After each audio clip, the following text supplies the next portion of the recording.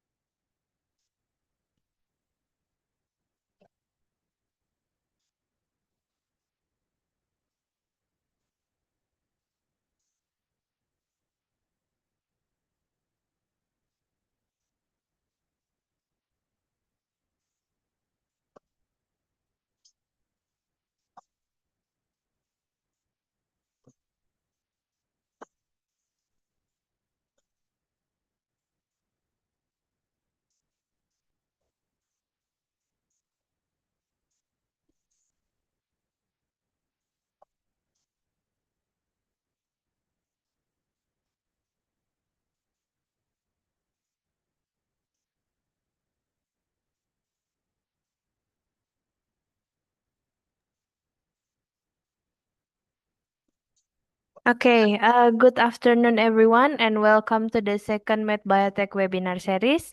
My name is Audrey, and I will be your moderator for this.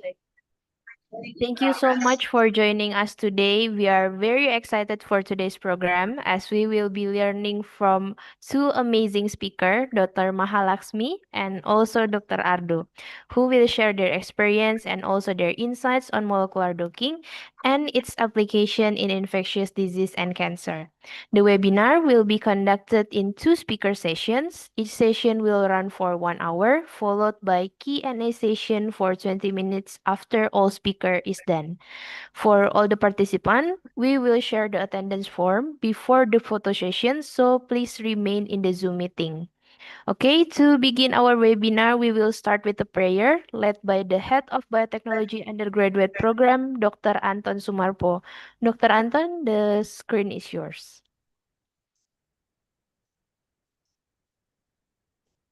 Okay, everybody come here. Hello, can you hear? Okay, thank you. Let's join us in a prayer to start the webinar.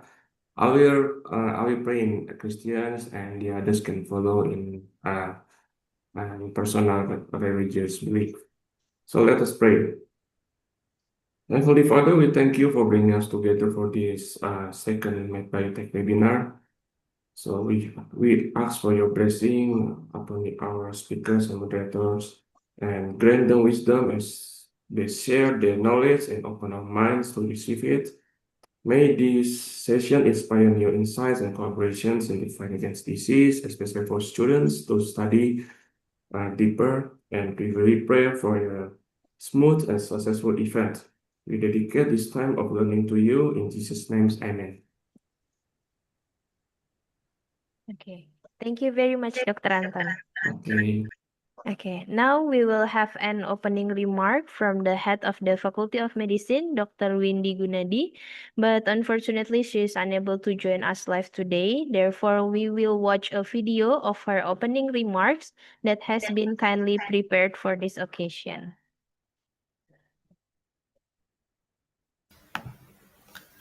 Good morning. Warm greetings to all committee and participants. On behalf of the Faculty of Medicine, Maranatha Christian University, I would like to extend my warmest welcome to all speakers, moderators, partners from Lady Doc College, and participants joining today's MED-BIOTECH number 2 webinar. We are delighted to host this second series focusing on molecular docking and the exploration of protein-ligand interaction in infectious diseases and cancer. As we know, molecular docking has become one of the essential tools in modern biomedical research, supporting drug discovery, understanding disease mechanisms, and accelerating translational science.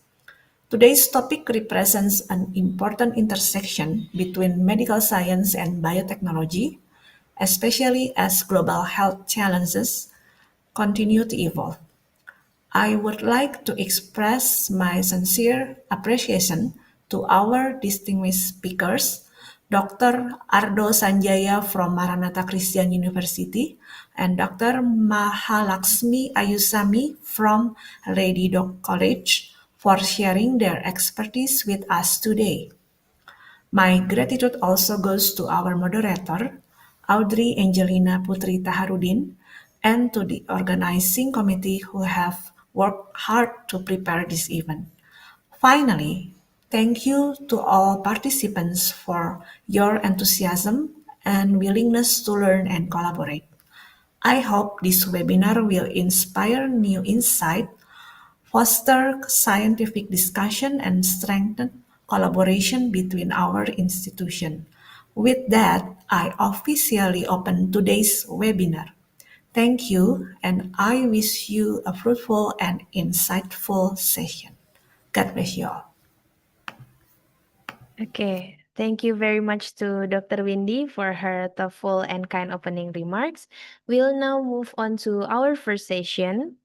Our first speaker today is Dr. Mahalaxmi, Assistant Professor from the Department of Zoology, Lady Doc College, Madurai, India. Dr. Mahalaxmi completed her bachelor degree at Lady Doak College, then continued her master and post-advanced diploma in bioinformatics at Madurai Kamaraj University, and later obtained her PhD from Lady Doak College in 2007. Her research focused on biotechnology, microbiology, and also bioinformatics, and her recent works include a 2025 book chapter discussing the potential of lactobacilli as probiotics, as well as an in silico study evaluating violacin producing microbes for antiviral activity. And we are very honored to have her join us today. So without further delay, please welcome Dr. Mahalaxmi with her presentation, Molecular Docking as a Research Tool, Principles, Software, and Application in Infectious Disease and Cancer. Dr. Mahalaxmi, the screen is yours. Thank you, Angel Mama, for your nice words. I'll just sharing my screen. Am I audible? Yes. Am I audible? Yes.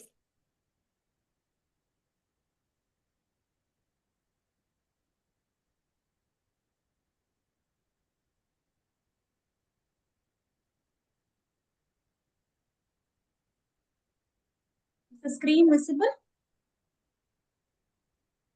It's not visible yet. One second.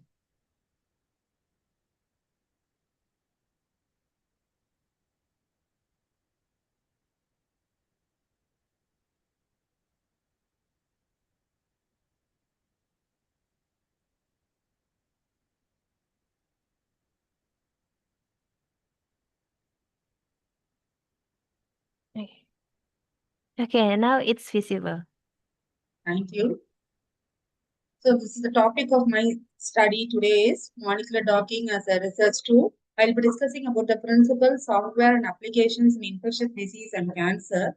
So before I go into the topic, I just wanted to give a brief video about my own institution from where I come from. Yes, you can play Able the to see the video. video? It's still your presentation.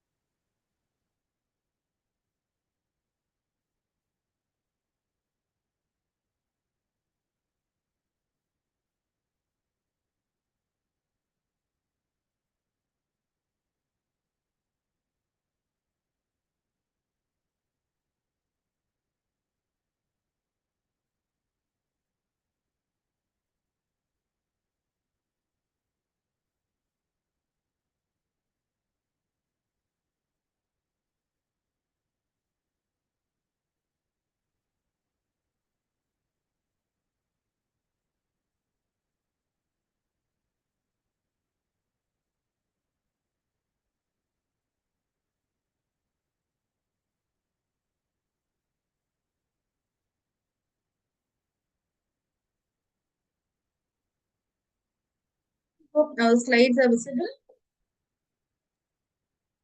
It's not Indranama? visible yet, Dr. Mahalakshmi. Slides are visible. Molecular docking as research to. It's not visible yet.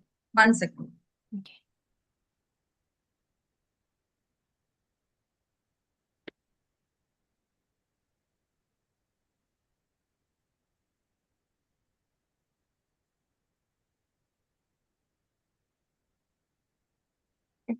Now it's visible. Okay, thank you. So now to initiate my talk, this is the signing of MOU between Maranatha University and Ledido College. I thank the entire team for facilitating this opportunity for collaboration networking between Ledido College and Maranatha University. And these are the inspiring lectures from Maranatha University. Now to start my lecture, I just wanted to give a quotes from Hippocrates. Medicinal plants are the green forms, chemistry of nature, offering remedies that heal both body and soul. So here in this, you can see I have just shown a docked molecules. Before going into the docking process, I just wanted to highlight this is a protein. Protein is shown in surface representation. The protein is thymidylate synthase. And there are many molecules docked, and there is one potential molecule, that is 3C molecule, which has been able to dock effectively within the pocket. So here you can see the protein thymidylate synthase as a particular pocket or cavity within which the potent molecule is bound. In the second slide, we can show a zoomed view wherein they shown how the ligand molecule has fitted into the pocket. And the third diagram shows the interaction. So here, the idea of showing this slide is for you to understand at the end of the docking process, we have to identify what are the molecules that they are interacting and how are they interacting and where are they interacting. Yes, am I clear? As my voice and language speed is okay? Yes, it's very okay. Okay, thank you. So here you might ask me a question, why thymidylate synthase? So here, thymidylate synthase is an enzyme which is known to maintain the dedifferentiated state of breast cancer. So if this thymidylate synthase is considered as a target and the small molecule binds to that particular enzyme, we will be able to inhibit the dedifferentiation state of breast cancer. So we need to identify potential targets so that only when the molecule binds to those potential targets, it will be able to bring out the desired effect. This is a second example. This is a bacterial infection. The first one is an E. coli dihydrofolate reductase. The second one is a Staphylococcus aureus dihydrofolate reductase. So here you can see there have been many molecules docked, and there is one potent molecule which is able to dock within the active site of the enzyme. So when the small molecule is bound within the active site of the enzyme, what happens is it will be able to inhibit the dihydrofolate reductase activity. So this dihydrofolate reductase activity is inhibited. This is an essential enzyme the infection, the E. coli and Staphylococcus aureus cannot multiply further and the infection can be reduced. So I hope you understand what is the basis of doing a docking process. So here, to start with, this is a simple example which all of us are familiar. This is a catalase reaction. So catalase reaction is, here you can see, this is a positive reaction wherein you are able to see the air bubbles, and this is a negative reaction wherein there are no air bubbles. So whenever there is a reaction, there is a molecular interaction between the molecules. So here you can see hydrogen peroxide and catalase interacts. When they interact, they produce water and oxygen, which you can see it as bubbles. So all cellular processes happens due to interactions between molecules. So these interactions are due to the intermolecular attraction. So here I have shown the previous example. The intermolecular attraction is between hydrogen peroxide and catalase. Similarly, for docking, we have to study what is the biomolecule. Do they interact? If they interact, what are the interactions? And what are the interactions, and identify the best interaction with minimal energy. That is the basis of the docking process. So docking is done to identify the interaction between molecules and score the best docked molecule. So these are the different stages of drug discovery and development. This has been explained by Chang et al. 2022. So here you can see it has 9 different stages, and specifically your docking process is being employed in the hit discovery and lead optimization stages, stage 2 and stage 3. You might ask me a question, why we need to go for docking? So here there is always a need to search for new drugs with better efficacy and reduced toxicity. So we employ these in silico tools to choose small molecules which has better efficacy and reduced toxicity. So this is a different process wherein you can understand for a drug discovery process to take, it at least takes about 13 years to 17 years. So here you can see it starts with a target validation, compound screening, lead optimization, toxicity test, phase 1, phase 2, phase 3, and final marketing stage. So here after all these processes, what happens is in majority of the cases, the 90% of the clinical drug development fails. Why? The reason is those molecules would have some toxicity properties, toxicity problems. So nowadays, in silico drug discovery is being employed so that the scientists can select the lead compound with high clinical efficiency and optimal drug properties. What do you mean by term high clinical efficiency? The small molecule should be able to bind to only the specific target molecule, and then the interaction should be maximal so that it is able to inhibit the protein for which it is doing. That is that all those types of interactions we can identify using our docking process. Students, if you have any doubts, kindly let me know. Am I able to reach you? Students, can I get response from one of you?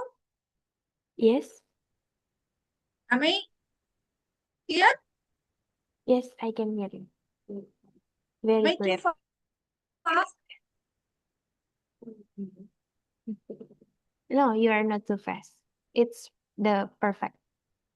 Clear, ma'am? Angel, ma'am? Yes. Okay. So here, I have shown the different phases of clinical trials. 1 second, I'll switch off the other one. So I have shown the different phases of clinical trial.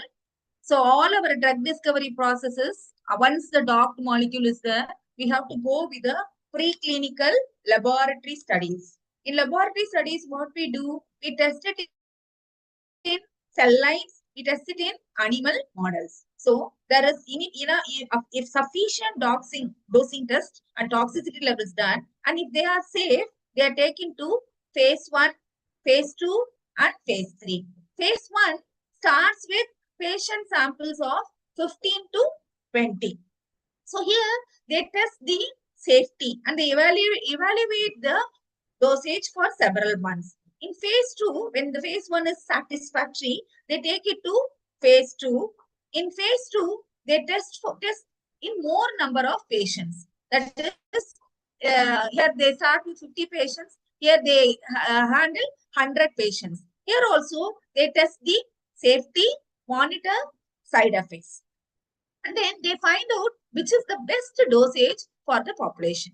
And then the best dosage is so phase 1 and phase 2 is tested for several months. But phase 3 is tested on larger number of population and they test it for several years. They confirm the effectiveness and monitor the safety. So once the drug, if it passes all these stages, phase 1, phase 2, phase 3, then it is taken for FDA review. So here you understand there's a new term called as computer aided drug design. It is called as CAD. What is this computer aided drug design? You have a protein. For a protein, if the structure is not available, you proceed with the prediction.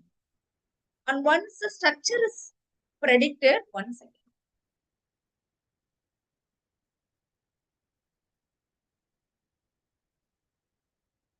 Once the structure is predicted, we proceed with the ligand molecule. These ligands are available in the chemical libraries. And then once the ligand is there, we proceed with the docking. This is called as structure-based drug designing. So what we have a protein molecule, we have the small molecule, we proceed with the docking, identify where the small molecule is binding in the pocket. And then if the small molecule is binding in the pocket, we also need to evaluate the ADME. What is this ADME? Absorption, distribution, metabolism, excretion. So all this will help us to see whether whatever molecule is being efficient in silico, whether it will be absorbed, whether it will be distributed, whether it can be metabolized or excreted. And then we also try to apply the physical principles, molecular mechanics and molecular dynamics. What is this molecular mechanics? Molecular mechanics is trying to understand what happens at the atom level, whether the energy is stable, whether the bond is stable. Molecular dynamics is trying to simulate the real-time condition, trying to apply some energy and try to see whether the interactions are stable. Maybe in the slides, I'll be discussing all those concepts. So here I'm just trying to say only computer-aided drug design helps us to narrow down the compounds, and then all those narrowed compounds, whichever selected compounds need to be tested experimentally. So here you can see this is called as CAD. CAD, here you have two approaches. One is your structure-based drug design. That was a slide which I explained. Structure-based drug design is you have a protein structure, you have a small molecule, you try to dock that small molecule into that protein. That is called as structure-based drug designing. Then you have your ligand-based drug designing. What is this ligand-based drug designing? In the ligand-based drug designing, there is no protein structure. I'll explain in the future slides. There is no protein structure. So what we do, we generate a pharmacophore and then using that pharmacophore, identify what all molecules can bind. Okay. So there are two approaches. One is your structure-based drug design. Another one is your ligand-based drug design. Your structure-based drug designing is using the protein structure to identify whether the small molecule is able to bind. Ligand-based drug designing is when we don't have the protein structure, we use the ligand-based drug design. So here you can see this is a structure-based drug designing. You have a target structure. You have a compound library. Compound library, for our understanding, I put just 3 compounds, but really there will be millions of compounds. On virtual screening, what we do, we try to dock all those millions of compounds to the target structure. And then we identify those molecules which is able to bind to the pocket. So normally, when in cinema songs, we used to say hits. What is that hits? It's not that all songs become popularized. Only certain songs reach the audience. Similarly, although there are millions of compounds, those compounds which are able to bind to the active site, they are called as hits. And then those hit molecules are then further synthesized. and then tested in the lab. And then if they are having the potency, that is, this is in silico testing and this is in vitro testing or in vivo testing. In vitro testing is maybe we test those compounds in cancer cell line or we test it in bacterial cells. In vivo testing is we test it in animal models. When it passes this criteria, then that is being called as a lead molecule, and then we try to see whether that lead molecule has drug-like properties. Drug-like properties is it should be soluble, it should be able to cross the membrane, it should be able to bind to the target, it should not remain within the system for a longer time. For all these properties are there, the small molecule, whatever is there in the compound library, becomes a drug.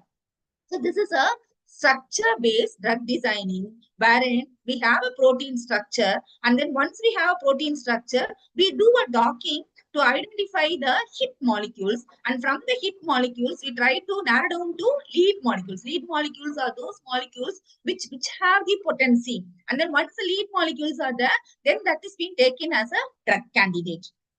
So here you might ask me a question, ma'am, why should we attend this lecture on docking? So docking is being done. So I have a millions of compound library. Only by docking, I'll be able to identify the prospective drug candidate, which I showed in the previous slide. And then not only prospective drug candidate, I can identify novel and promising compound. What is this novel and promising compound? Imagine I have a lead molecule. What I do, I go for designing. I can have a collaborator who can design, who can add certain compounds and make that compound unique, and they can increase the activity of that compound. So it helps in identifying the novel and promising compounds. And then as I already mentioned, whenever the molecule is binding within the protein, there will be some interaction. Study the interaction patterns. And then not only the interaction patterns, there will be a binding affinity. Always the binding energy should be lower. The docked molecule which is having the lowest energy is considered because it is stable.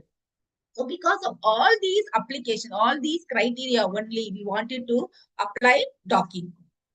So here, as I already mentioned, a drug is a compound which is used for the prevention and treatment of diseases like cancer and infectious diseases, which you have mentioned in our title. So here, we have a title called as ideal drug. What is that ideal drug? Ideal drug is a molecule which is able to bind to a protein which is involved in a disease. And then once this drug molecule binds to that protein, it should inhibit the function of the disease-causing protein. And then not only that protein, it should also inhibit the interaction. So what, for example, if I'm taking a particular drug for a particular infection, that particular drug should be able to bind to that target protein which is present in that particular bacteria and kill that bacteria, and that is how all the drugs works. So here I showed the active site, I showed the pocket. So these are the interactions. There will be numerous interactions between the ligand molecule and the protein. So here you can see this one. All other residues, RG9, 309, all these residues are residues which are present in the protein. Kami ngerti cancer orang India. Enggak. Kayak bahasa India. Enggak lah, bahasa Inggris. Dari bahasa Inggris. Terjaga juga.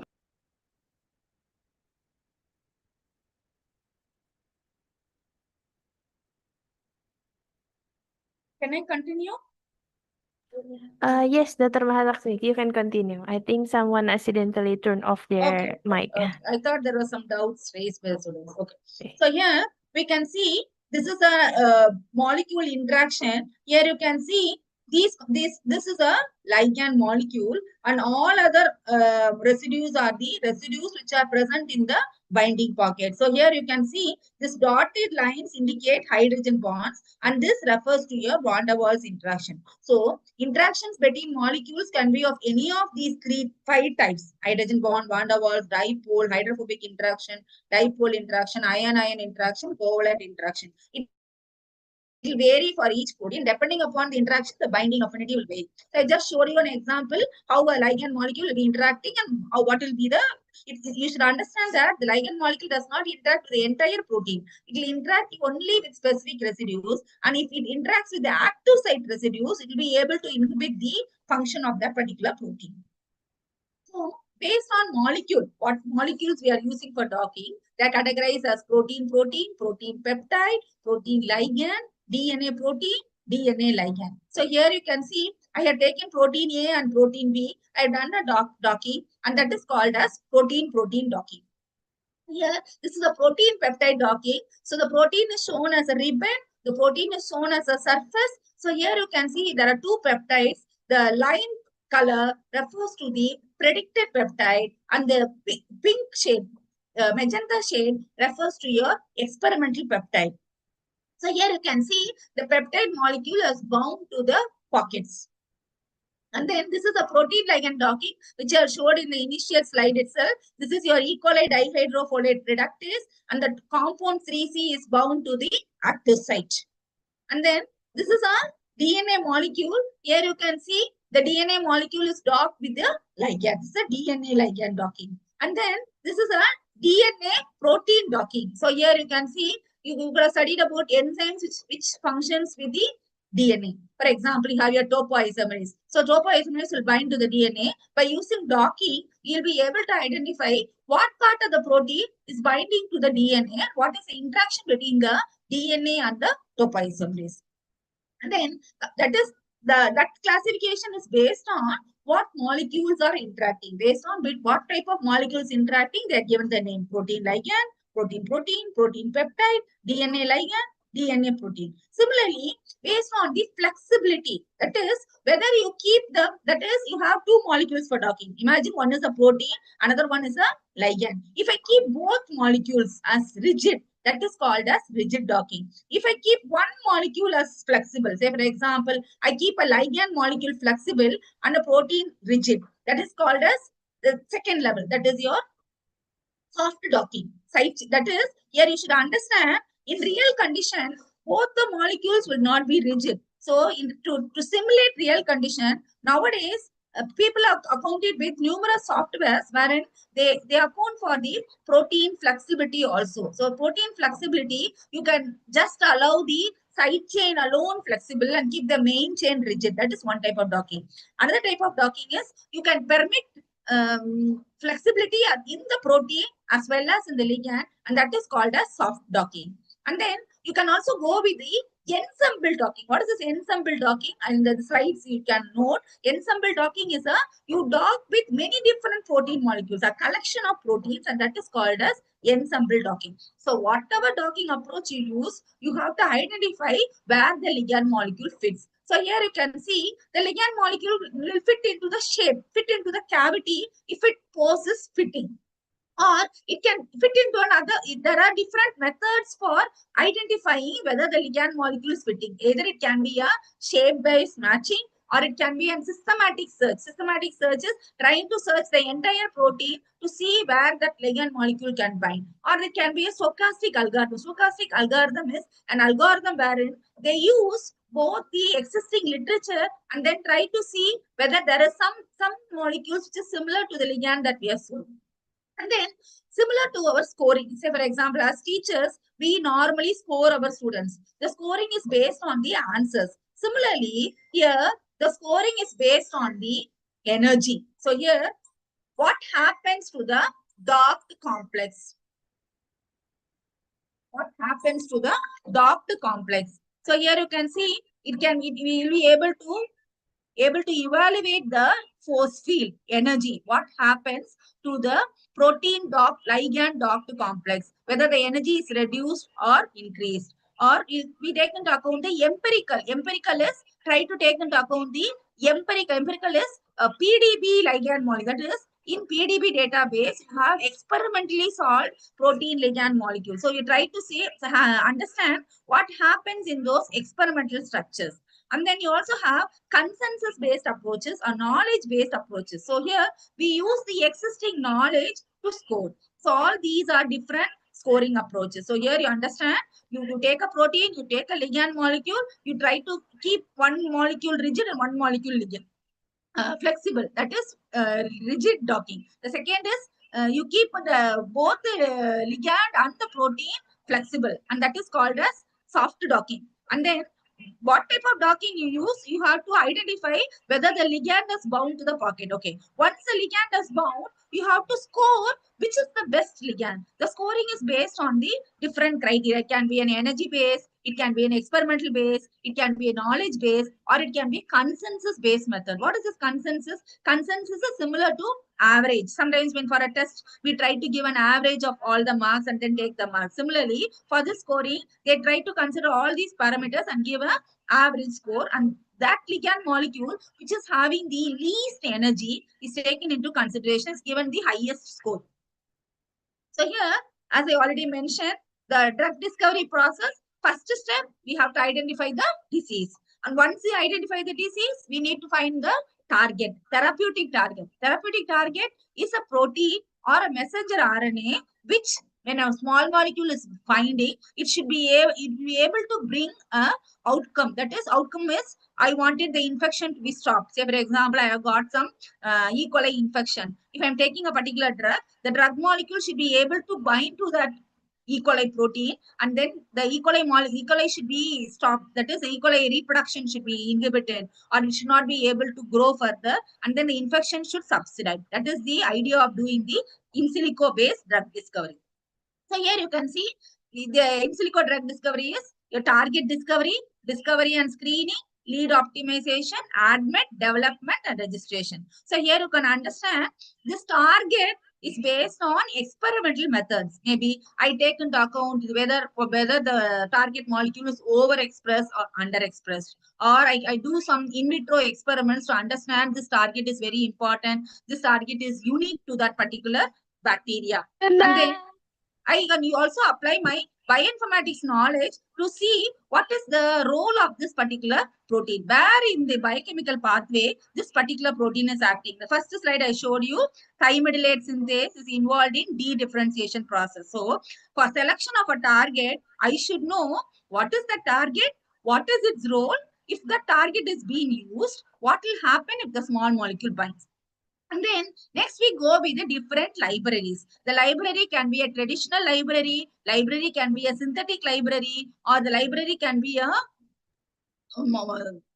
chemical library. So all this is being taken for the screening process. We apply the docking process. And then once you identify the hit, and from the hit, we take the lead molecule, and the lead molecule is used for rational drug designing. All this I explained already. Okay. So these are the basic steps of molecular docking. We have to find the disease, identify the suitable target, and once I identify the target, prepare the ligand molecule, and then do the docking, and then select the best scoring ligand molecules, and then do the docking validation. So these are the basic steps of molecular docking. So for a docking process to happen, you should have a protein molecule, you should have a ligand molecule, and then you should choose which docking method you are going to use. And once the docking is over, you have to identify whether the ligand molecule is bound to the pocket. Okay, if it is bound, what is the energy? What is the score?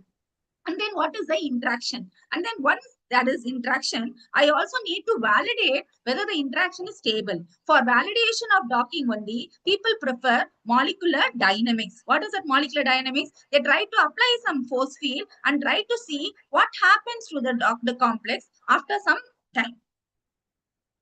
So here I've just taken an example. This is a particular disease. So I have used literature review and database mining. I have come with a long list, 200 to 1000 targets. And then based on the target specificity, okay, I say this particular target is present only in that particular disease person, or this particular target is present only in bacteria but is absent in the human. So I shortlist the target, and then further, I select the target based on its importance, based on its essentiality. If that particular molecule is being inhibited, whether that particular infection will be stopped. So here, so for example, I start with 200, narrow down to 2 molecules, and then I do a validation study. I do a knockout study in the lab and confirm, okay, when this particular protein is knocked out, this particular bacteria cannot survive. And that particular molecule is being used as a target. I have just now selected the target. The next step. So here I have given an example. This EGFR. What is this EGFR? Epidermal growth factor receptor. Why EGFR? This EGFR shows aberrant expression in cancers like lung cancer, breast cancer, and etc. Okay, I have chosen this because there is a difference. A normal cell and a cancer cell, there is a difference. There is a difference in expression of this EGFR. And then not only this, it also interacts with around 151 proteins and it's involved in 19 signaling pathways. So here you understand EGFR is a receptor and epidermal growth factor is a natural ligand. So this natural ligand, only when the EGF binds to the EGFR, it will mediate the signaling event. So here what we are trying to see, we are trying to identify a small molecule which can bind to the EGFR. So when that binds to the EGFR, it prevents the interaction with other 151 proteins and it will also block the 19 signaling pathway. So here you can see, so this is a protein-protein interaction network wherein you can see EGF receptor is interacting with all other proteins. Okay. So here we also identified the mutation. So here there are certain EGF receptors which shows different mutation. There is a mutation in the sequence. So when there is a mutation in the sequence, it will also be reflected in the structure. So we have to do a docking for a wild type EGFR and a mutant EGFR and try to identify whether they are able to bind with the same molecules. So here I given an example. This EGFR is known to be involved in malignancy. So when EGFR is overexpressed, what happens? It is known to promote malignancy. Malignancy is the tumor. It is being created as tumor. So here, that's a particular drug they were able to find. Gefinitive. Gefinitive is a drug which is able to bind to this EGFR, and then they are able to understand, able to say that once this gefinitive binds, this EGFR cannot bind with all other proteins and all those signaling pathways stop, and then it can inhibit malignancy. Okay. So now for the drug designing to happen, we have numerous databases. I just mentioned a few. PDB. PDB is a protein data bank. I'll show in the next slides wherein you can download your structures. And then there is a PubChem database. PubChem database is a database wherein you can download these small molecules. And then we have ChemSketch and Osiris. Osiris is a software wherein you can draw the chemical structure. And then you also have many auto-docking tools. I mentioned AutoDock. So here, this is a particular platform. I imagine I don't know the targets. So what I do, I just go to this open target platform and just type search cancer. When I typed search cancer, I was able to identify 20,435 targets. And then I narrow down the targets based on its disease association. So this breast cancer is known to have BRCA2. BRCA2 is being expressed in all these type of cancers. So it has a good correlation with all these cancers. So I have taken this BRCA2 as a potential target. Okay, so once I have taken a protein, the next technique that I need, raw material that I need is the protein should have a structure. So here, what is the structure? This is a three-dimensional structure, and these structures are experimentally determined. Experimentally determined methods are X-ray crystallography, nuclear magnetic resonance spectroscopy, and a cryo-electron microscopy. So here you can see all these structures are deposited in this particular database, protein data bank. So here what we can do is, I can just type the BRCA2 receptor here and I can download the protein structure. Okay, so once I have downloaded the protein structure, the next step is I need to remove the water molecules. Water molecules are not needed for docking. And then I have to add polar hydrogens. And then I need to minimize the protein structure. As I already mentioned, the protein docked complex will have low energy. So the original protein structure energy should be minimized. And once the energy is minimized, we need to calculate the partial charges. Angel ma'am, am I clear? Can I proceed? Yes, you can proceed. Okay. So imagine I don't have a protein structure. In such a case, what I do, I can go with the modeling. What is modeling? Trying to predict the structure. The first step is, if I have experimental structure, I will download it from PDB.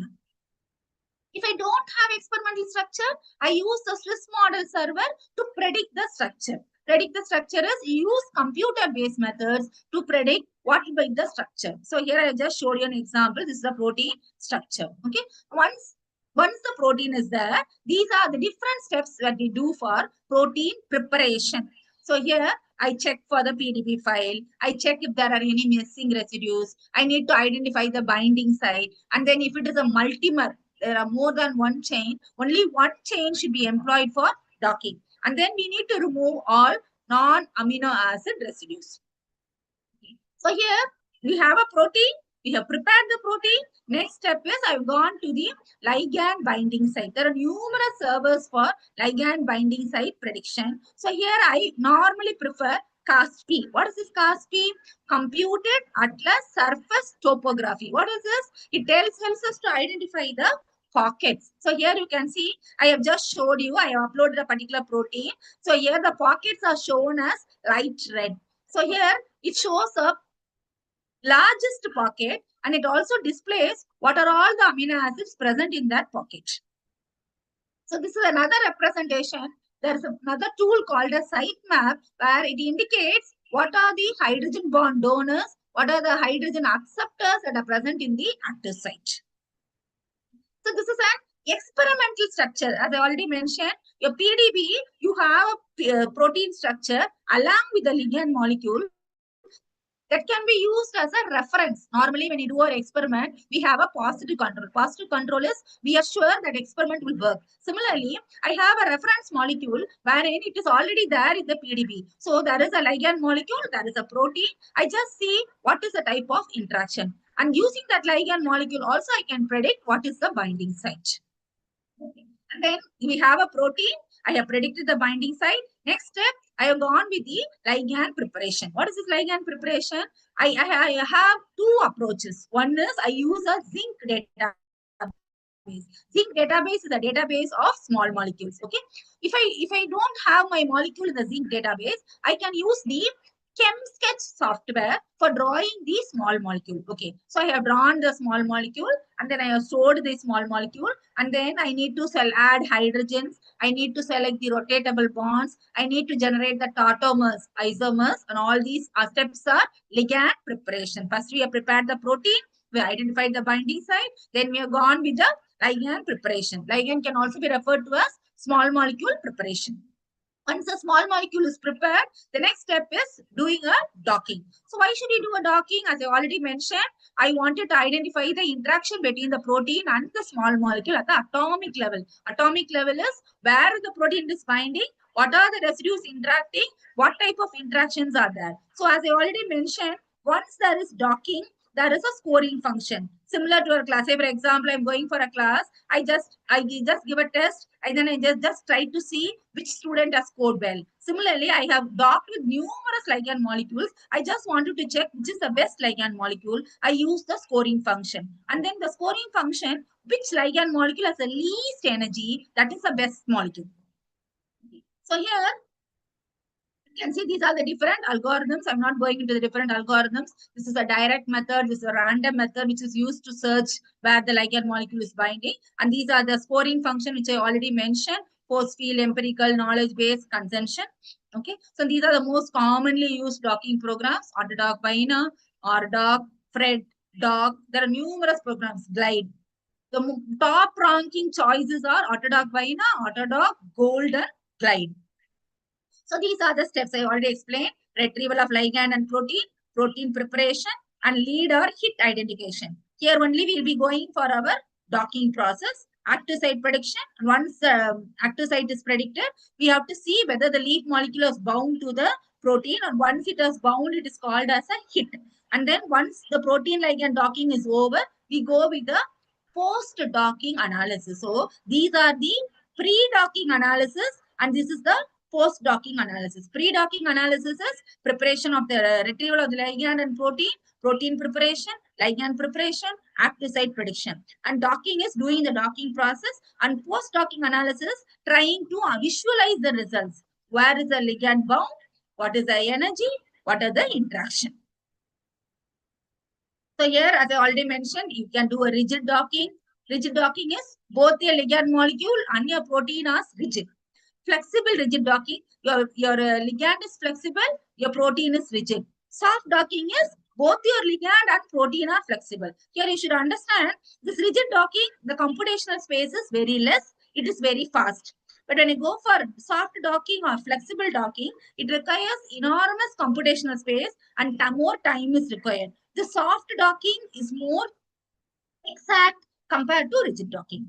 And then these are different algorithms. I also mentioned about the scoring functions. So these are the different molecular docking programs. I just wanted you to note Autodock, Bina, CDocker, all these are free programs. All others are commercial programs. In case if your institution has money, you can proceed with the commercial programs. Otherwise, Autodock Bina is the most preferred tool, which is normally used for publications.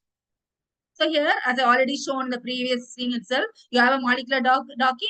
This is a small molecule, structure-based drug designing. It is bound to the pocket, and then once it is bound, what you do, you design and synthesize new ligand molecules, and that is called as lead optimization. Lead optimization is I have found a small molecule. I'm trying to do a synthesis. Maybe I can collaborate with a chemistry professor and do some modification so that it is able to bind more effectively and efficiently.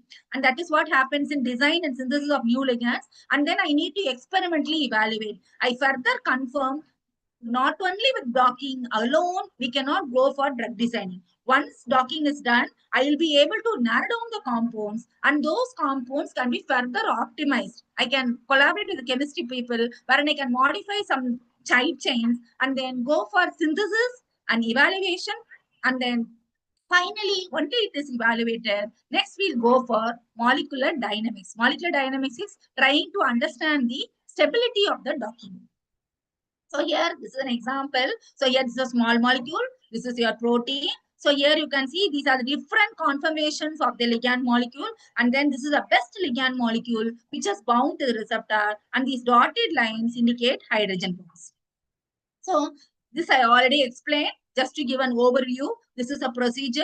You download the protein structure from the database. You download the ligand molecule from the database. It can be a drug bank. It can be a zinc. It can be PubChem. It can be ChemSpider. And then once you have downloaded, you proceed with the tools. So as I already mentioned, Autodock tool. Autodock tool is used for preparation of both the protein and the receptor. And then we predict the binding site. The binding site is predicted using CASP. Then we proceed with the docking tool. Docking tool is where you do your docking process. And then once you have done the docking, you need to visualize, analyze the molecular structures. This slide alone gives an overview.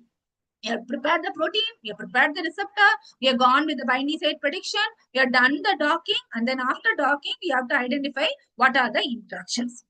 So here, this is a simple step. So here you can say I just take in Autodock tools, I have just input the protein.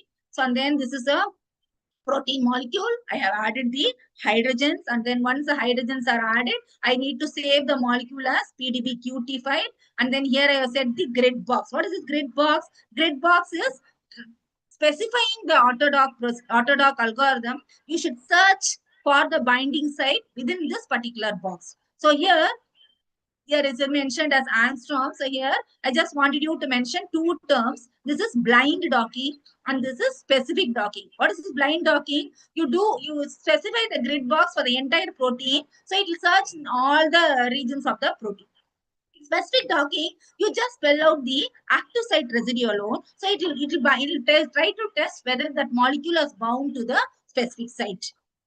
And then this is a ligand molecule. You have input the ligand molecule, and then you have set the number of torsions. Here I try to give what is the number of rotations and all this I try to specify. And then finally I have to move on to Autodock Bina. This is a command prompt which is used. So in command prompt, we have to spell out what is the name of the receptor, what is the name of the ligand, what is the grid box dimension, what is the grid center. Once I have given the command, I need to spell out the docking process as a command. So this is a command mode wherein I give where is the Vina file, what is the config file, and then what is the log file, and what will be the output. So here when I given this command, if it says if you use Autodock Vina, it means the docking process has initiated. Here you can see it is saying the reading input done, the scoring function is done, binding site done, and it is performing the search. It's trying to see where the ligand molecule is binding to the protein. So here you can see ad hoc BINA process is writing output done. That means the BINA is completed. I can look at the file. So here you can see output.pdbqt is the output file. So the docking process is completed. And then I have to view those ligand molecules in PyMol. PyMol is a visualization software. So here you can see I'm just viewing what are all the different poses that are seen. So here you can see you are taking the target, you are taking the small molecular drug, you are doing a searching. So here you can see you are identifying the hit molecules. Okay.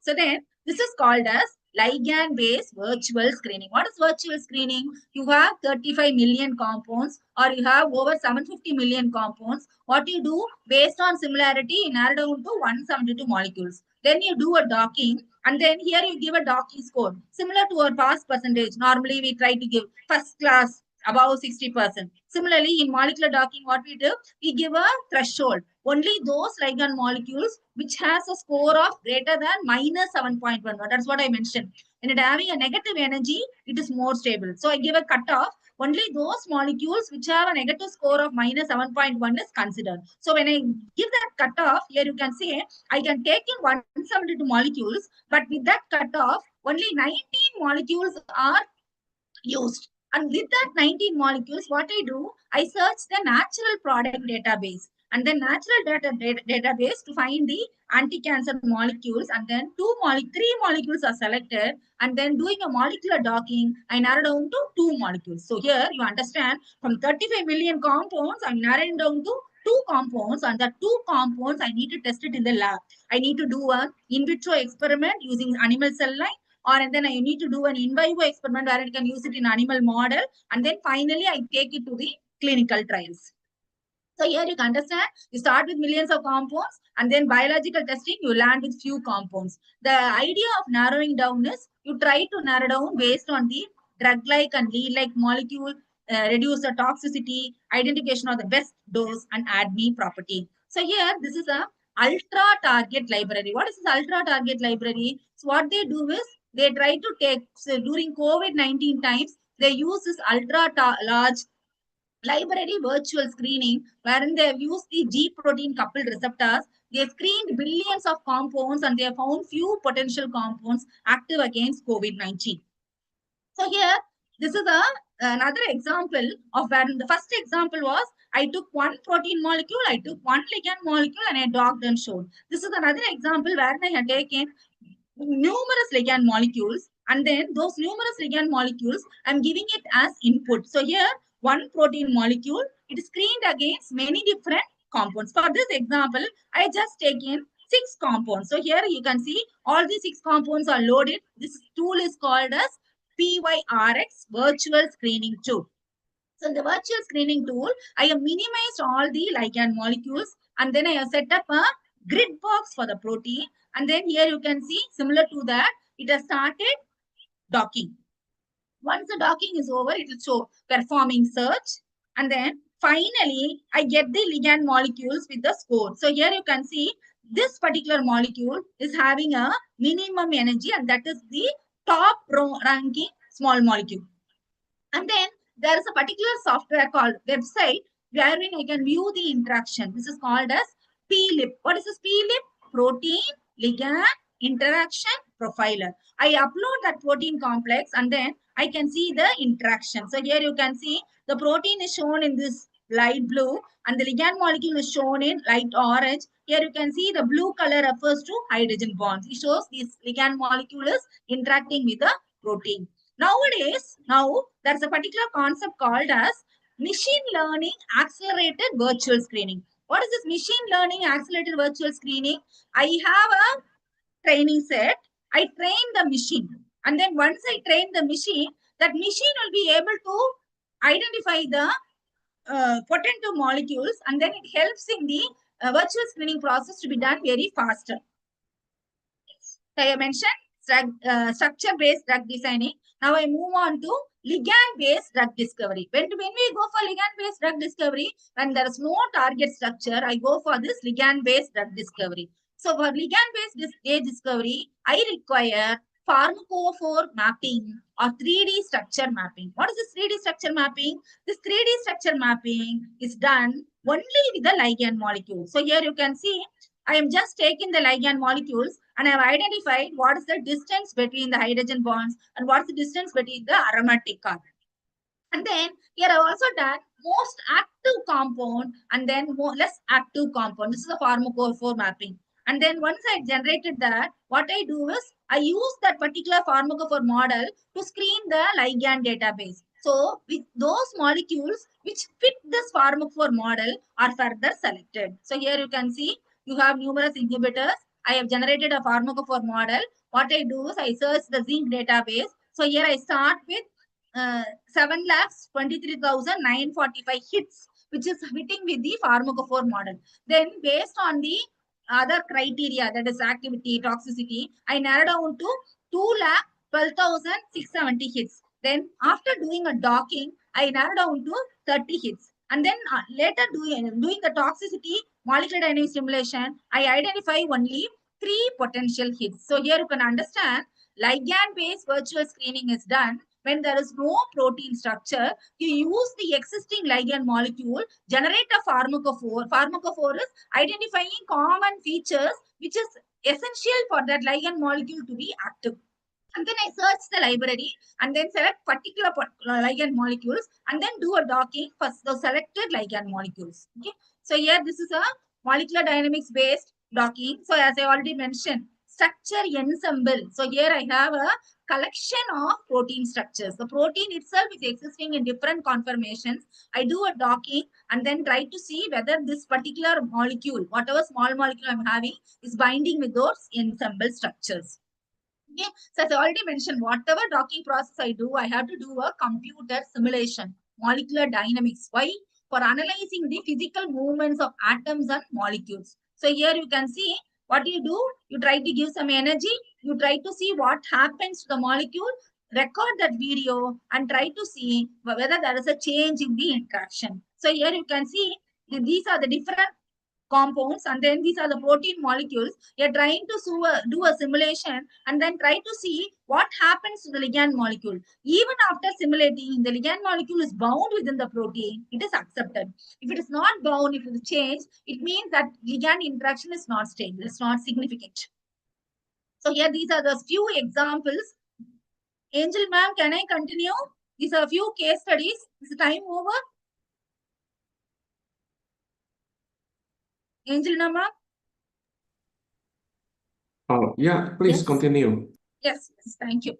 So here, these are a few case studies wherein we have applied in silico approaches to unveil novel therapeutic drugs for cervical cancer management.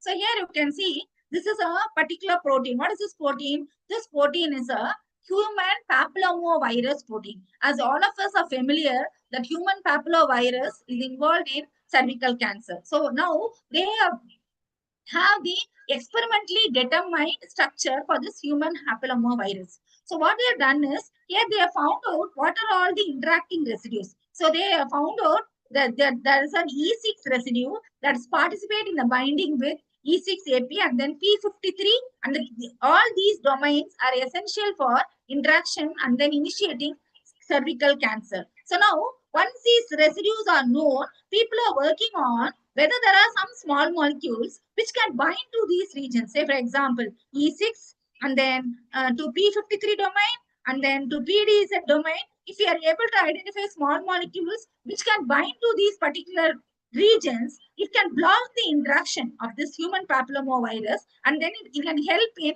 cervical cancer management.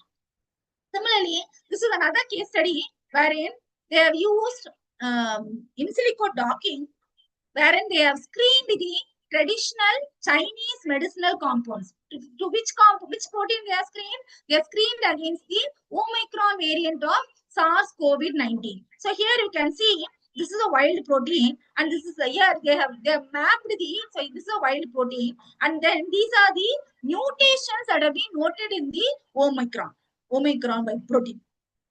COVID-19 protein. So here you can see the yellow shade refers to the wild type protein, that is a wild protein, and then this maroon color, reddish shade indicates mutations have happened in that site. So what they have done is they have taken all those traditional Chinese medicine database and they have docked all those compounds against this particular protein. And once they have docked, they were able to find a potential compound, mucic acid 1-methyl ester 2O gallate, which is able to interact with the active site. And then here you can see these are the interacting molecules. So here this is a ligand molecule is shown in yellow, and this green refers to the active site residues of the protein which is interacting with the ligand molecule. So here you can see after doing this docking process, they have gone with the molecular dynamic simulation. They have simulated that particular molecule for 50 nanoseconds, and then they have seen the RMSD. What is this RMSD? That is root mean square deviation. So here you can see there is not much deviation, and this interaction is significant. So there seems to be a potential drug. Similarly, there is another case study. There is a Rift Valley fever virus. There is no drug for this Rift Valley fever virus. So what they have done is they have predicted the structure for this particular protein, and then they have identified the potential inhibitor. So this is the protein, and then they have identified the active site. So here you can see they have modeled. I already mentioned, no, when there is no protein structure, they go for structure prediction. When they do a prediction, they need to evaluate the structure, and the structure evaluation is being done using SAVS server, structure analysis verification server, and this is the Ramachandran plot. And they also predicted the protein. So here they have done the molecular dynamics for the protein molecule also, and they have shown it is bit stable, and they also seen the energy value. And then once they have done that, they have identified small molecule which can bind to that particular protein, and this can be a potential drug. Similarly, this is my own work. This is the last part of my work. So here you can see this here. This particular paper, why I wanted to highlight is this is a multidisciplinary approach. This multidisciplinary approach is there is a chemist. The chemist is Veluchami Gomadi Sankreshwari ma'am. She synthesized the chemicals, and then Devraj Vinod is a person who is involved in the characterization of those compounds. And myself was involved in silico docking process, and then Ganeshan Kumareshan was the professor in Madurai Kamaraj University who have done the cytotoxicity, and then Professor Ramaraj sir and Professor Rajagopal, they have done with the characterization of the compounds. So here this is purely multidisciplinary work wherein physics person, chemistry person, biology person, they all collaborated together, and then they focused on synthesis of compound, characterization of the compound, and then what is the activity of the compound. So here you can see the compound is synthesized. This is a characterization work, and they have done the cytotoxicity using animal cell line. They have found a particular compound which is toxic to the animal cell line, and then the same compound is able to interact effectively with the target. So here what I'm trying to say is it's not that just by in silico docking work, you have to experimentally evaluate, and you should have a multidisciplinary approach wherein people from scientists from different departments collaborate and do a great work, do work which is really useful and applicable to the society.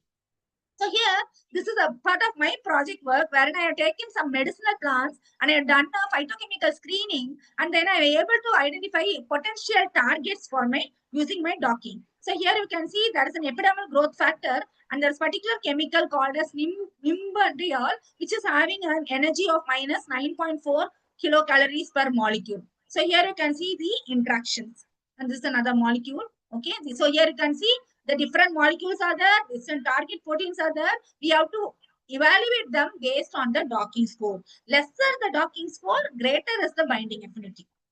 And then these are a few success stories. This CAD, computer assisted drug discovery, has been successfully employed to bring new drug compounds. For example, human immunodeficiency virus, they were able to identify atazanavir, sakinavir, indinavir, and ritonavir. For anti-cancer drugs, they were able to find raltetrexst, and then for antibiotics, norfloxacin. All these are based on computer-assisted drug discovery studies. Okay, and then this is an last part of the work wherein they have done a successful drug repurposing. What is this repurposing?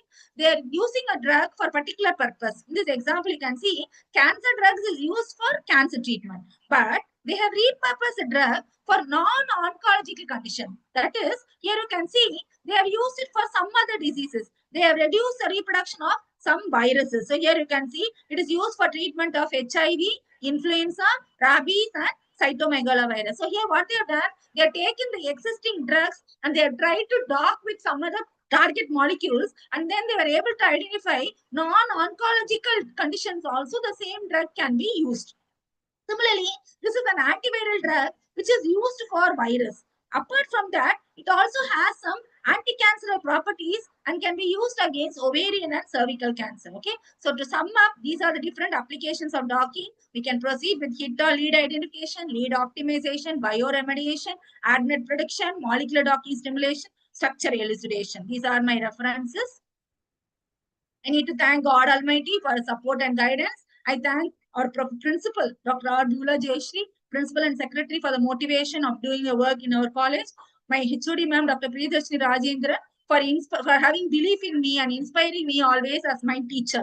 Dr. Priscilla and Dr. Helen, associate professors and dean of academic affairs, for the words of encouragement and positive support. And Dr. Vahyu Bidovati, professor, Maranatha Christian University, for the initiation of this joint collaboration. And Dr. Anton Samanpa, for all the communications that I had from the beginning till date, and Miss Adria Angelina Pucci for her technical support. Last but not the least, students of Maranatha University and Lady Doe College. So then I just wanted to end with this. These are the two institutions which molded me, Lady Doe College and Madurai Kamaraj University. I owe all my credit to all my teachers who have molded me from my undergraduate program till date.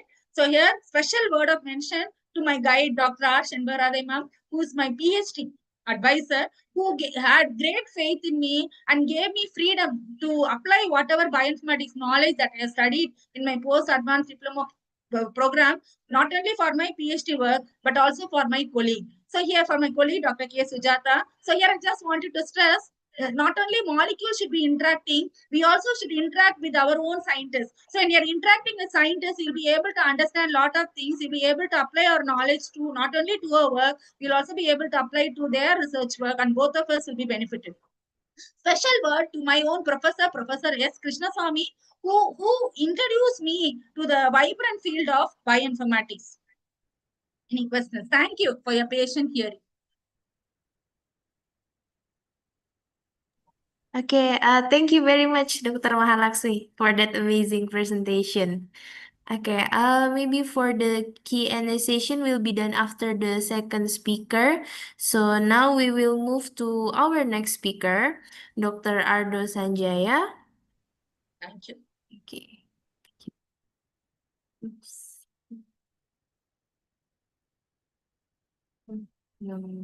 Okay. Okay, so our second speaker is Dr. Ardo Sanjaya, Assistant Professor at the Bachelor Program in Medicine, Maranatha Christian University. Dr. Ardo completed his medical degree at Maranatha Christian University, followed by a Master of Health Science at Universitas Pajajaran. He also earned a postgraduate certificate in medical education from Cardiff University, and he earned a doctoral degree at Universitas Pajajaran. His research areas include oncology, bioinformatics, and medical education, and some of his recent works includes a 2024 single-cell RNA sequencing study on breast cancer metastasis and a review on ACE inhibitor in gynecological cancer. Today, Dr. Ardo will be presenting clinical relevance of molecular docking, case studies in cancer and infectious disease. Dr. Ardo, the screen is yours. Okay, thank you very much. Let me share my screen first.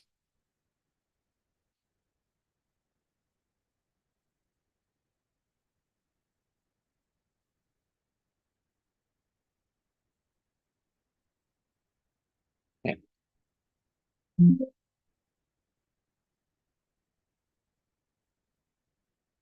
Okay, maybe I'm going to start the presentation. Thank you very much to Miss Audrey, and also thank you very much for the introduction. We've previously already heard the lecture from Dr. Mahalakshmi, and today I'm going to continue part of that. Although this is supposed to focus more on the clinical relevance of molecular docking with case studies in cancer and infectious disease. As you will see, some of these there are considerable overlaps between the two talks. Although I will not discuss anything technical about molecular docking, I will still discuss a lot of some of the high level concepts of molecular docking and why it should interest the students either in biotechnology or perhaps some of the students here in medicine. Okay, this is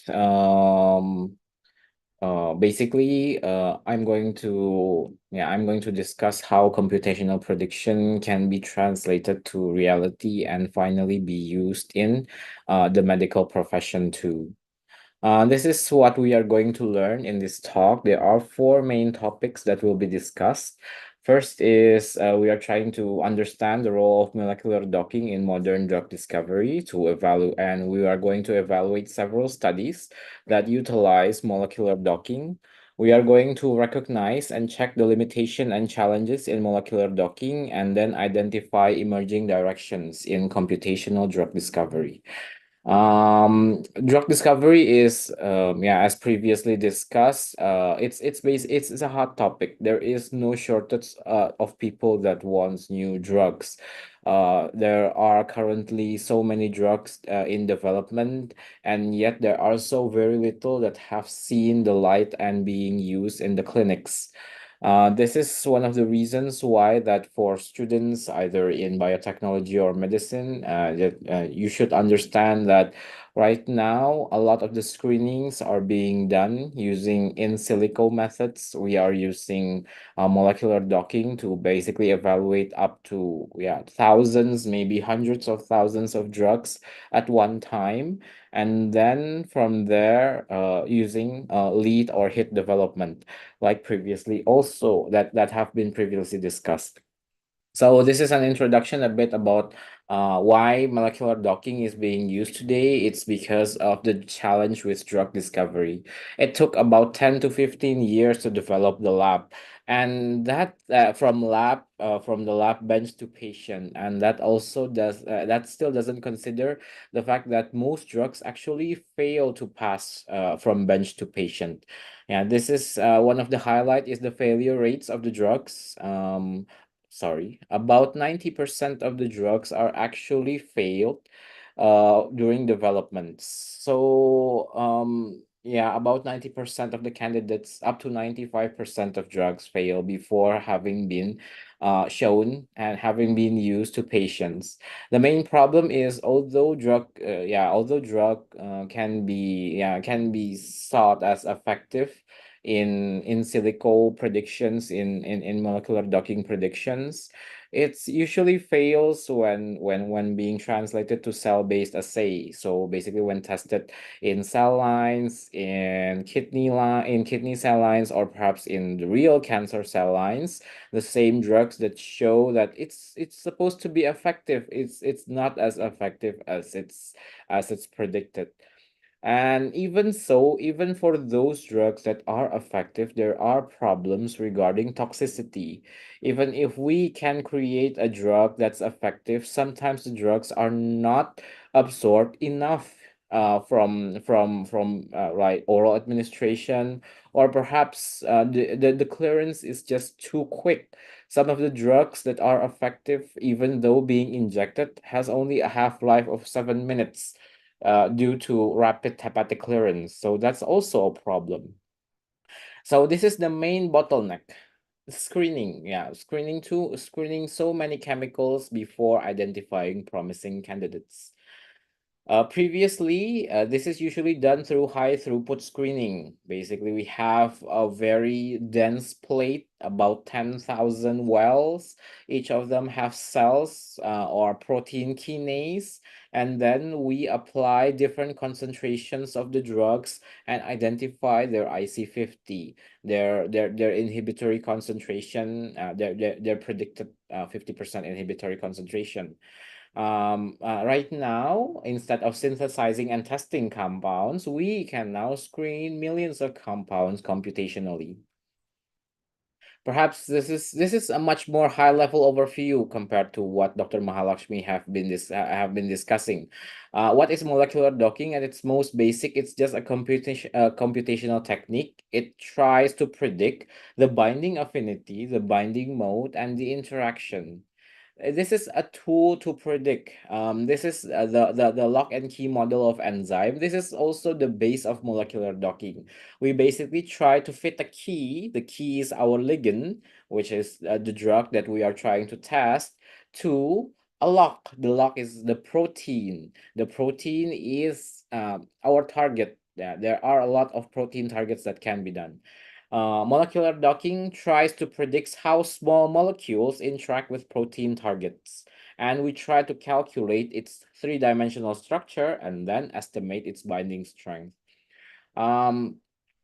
The binding strength is usually shown by the binding affinity. This is usually what we see. Like when we dock something, we can have a compound that has like -9 kilocalories per mole, which meant that the drug, yeah, it's quite effective. It's binding quite strongly. However, as previously also discussed, it's the problem is, even though it binds strongly, it doesn't always translate to potency. Yeah, there are a lot of things that have to be considered. Molecular docking also showed the binding mode. The binding mode basically showed how the ligand, how the small molecule binds to which amino acid it interacts. Like there are several molecules that have crucial amino acids to which drugs bind, where mutations of those amino acids render the drug to be ineffective. Now, in molecular docking, we also see the binding mode as a way to design specific drugs. If, for example, you want a drug to target a certain binding pocket, we can have medicinal chemists try to design drugs that bind to the binding pocket, and perhaps it would increase potency or perhaps it would decrease toxicity. Yeah, it depends on the original target. We can also see the interaction bonds and contacts. The contacts are the amino acids. Yeah, perhaps we don't want to have too strong bonds, as it might also cause off-target cytotoxicity, but we also don't want to have weak bonds, which it would have no effectiveness at all. Additionally, perhaps we can identify some places that we can add additional bonds so that the drug can bind the kinase domain and prevent, for example, the substrate from binding, thus having an effectiveness. This is an overview of the drug discovery pathway.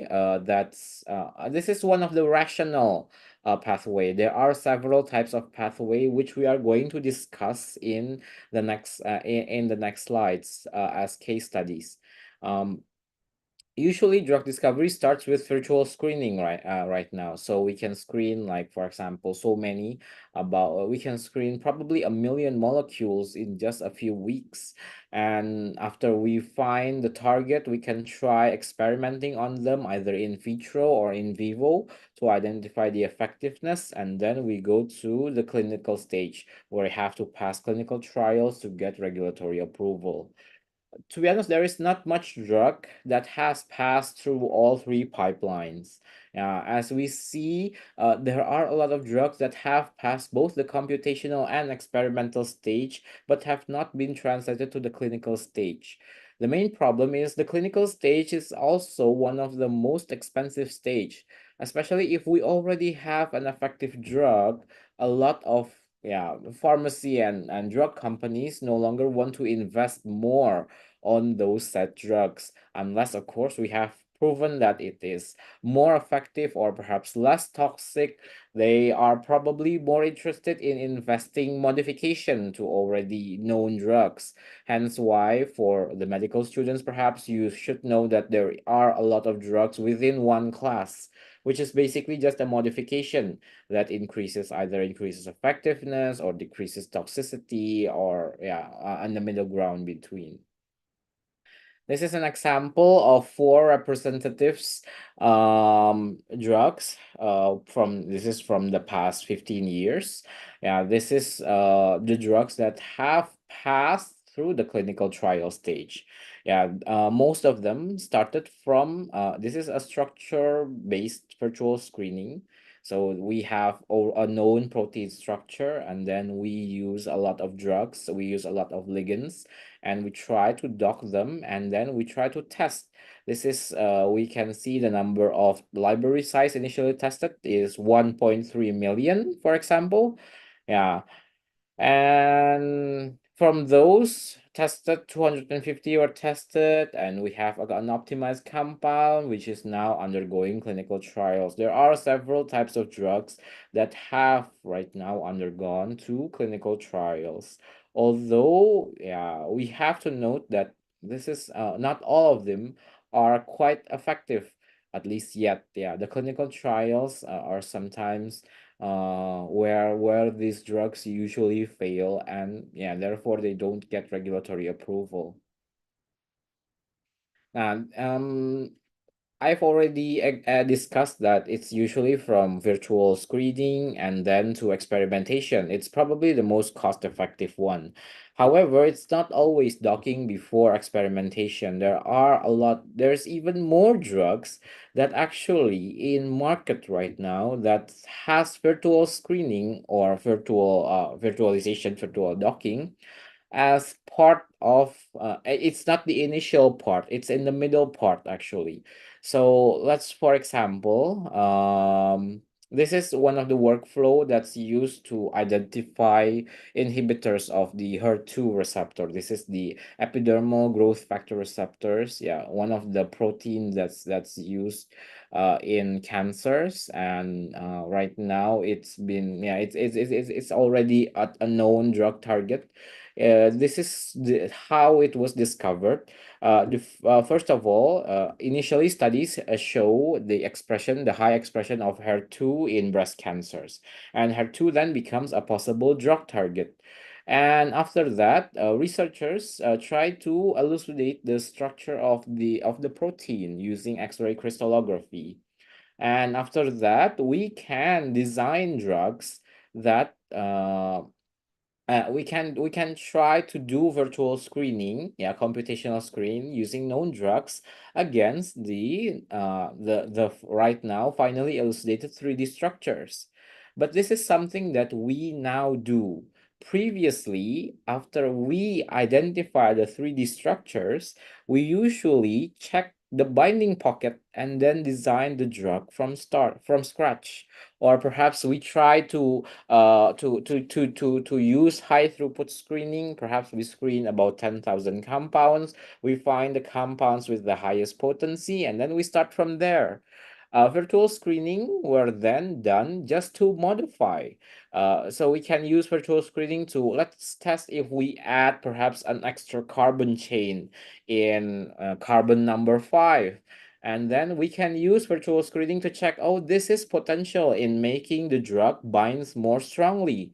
And after that, the in silico part informed the medicinal chemist, okay, we can then try this. And after that, they developed the known substance and then tested experimentally again before finally validating again using virtual screening. So at most drugs, actually, those most that are gone into public, virtual screening, molecular docking is used as part of the drug design and not as a screening process. After we identify, we need to optimize the drug. Yeah, this is basically we need to identify compounds that bind selectively, have good acceptable toxicity and good metabolic profile, and we validate them in vitro, in vivo, and clinical trials. This is the main ways that we discover drugs. Now we are going to see several case studies on how drugs were discovered, but this is a more high-level overview. Yeah, this is the first time. The first is how it's discovered in cancer. This is one of this is one of the most famous drugs actually in cancer. It's usually this is called femurafenib. Yeah, this is an inhibitor of BRAF kinase. Yeah, that's usually expressed in melanoma. This is one of the first drug that's approved via fragment-based lead discovery. We are going to discuss a bit about fragment-based lead discovery and why it's important to learn about this. This drug is actually very short time, yeah. During its development, it's developed in about 6 years, which is very rapid for oncology small molecule drugs like this, where most actually have 10 to 12 years time in development.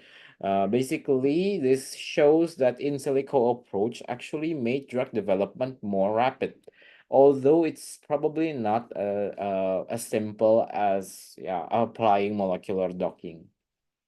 So during the discovery of efemurafemib, they first initially screen low molecular weight fragments or small scaffolds against the kinase domain. But they don't do this through simulation. They tested it experimentally. And after they identified the potential drug, they use structural biology, they use X-ray crystallography to identify how it binds. Yeah. And after they identified it using structural crystallography, they design drugs, they optimize the potency through molecular docking. Yeah, and then they validate it again experimentally. So this is the initial scaffold screening. They identified that this scaffold has a low IC50 has a very low IC50 in the millimolar range.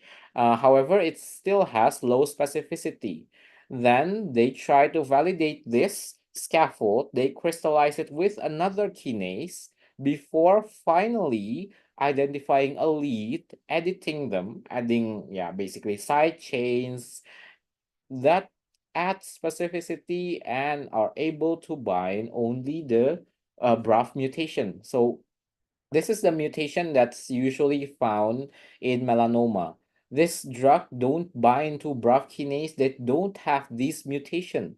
So after screening, and modifying the drug through molecular simulation, they are able to identify leads that are very specific, that have favorable toxicity profile, and are quite personalized. It can actually only bind a kinase that are mutating. Yeah, it doesn't bind the healthy kinase that that we also have in other cells of the body, which usually leads to side effects.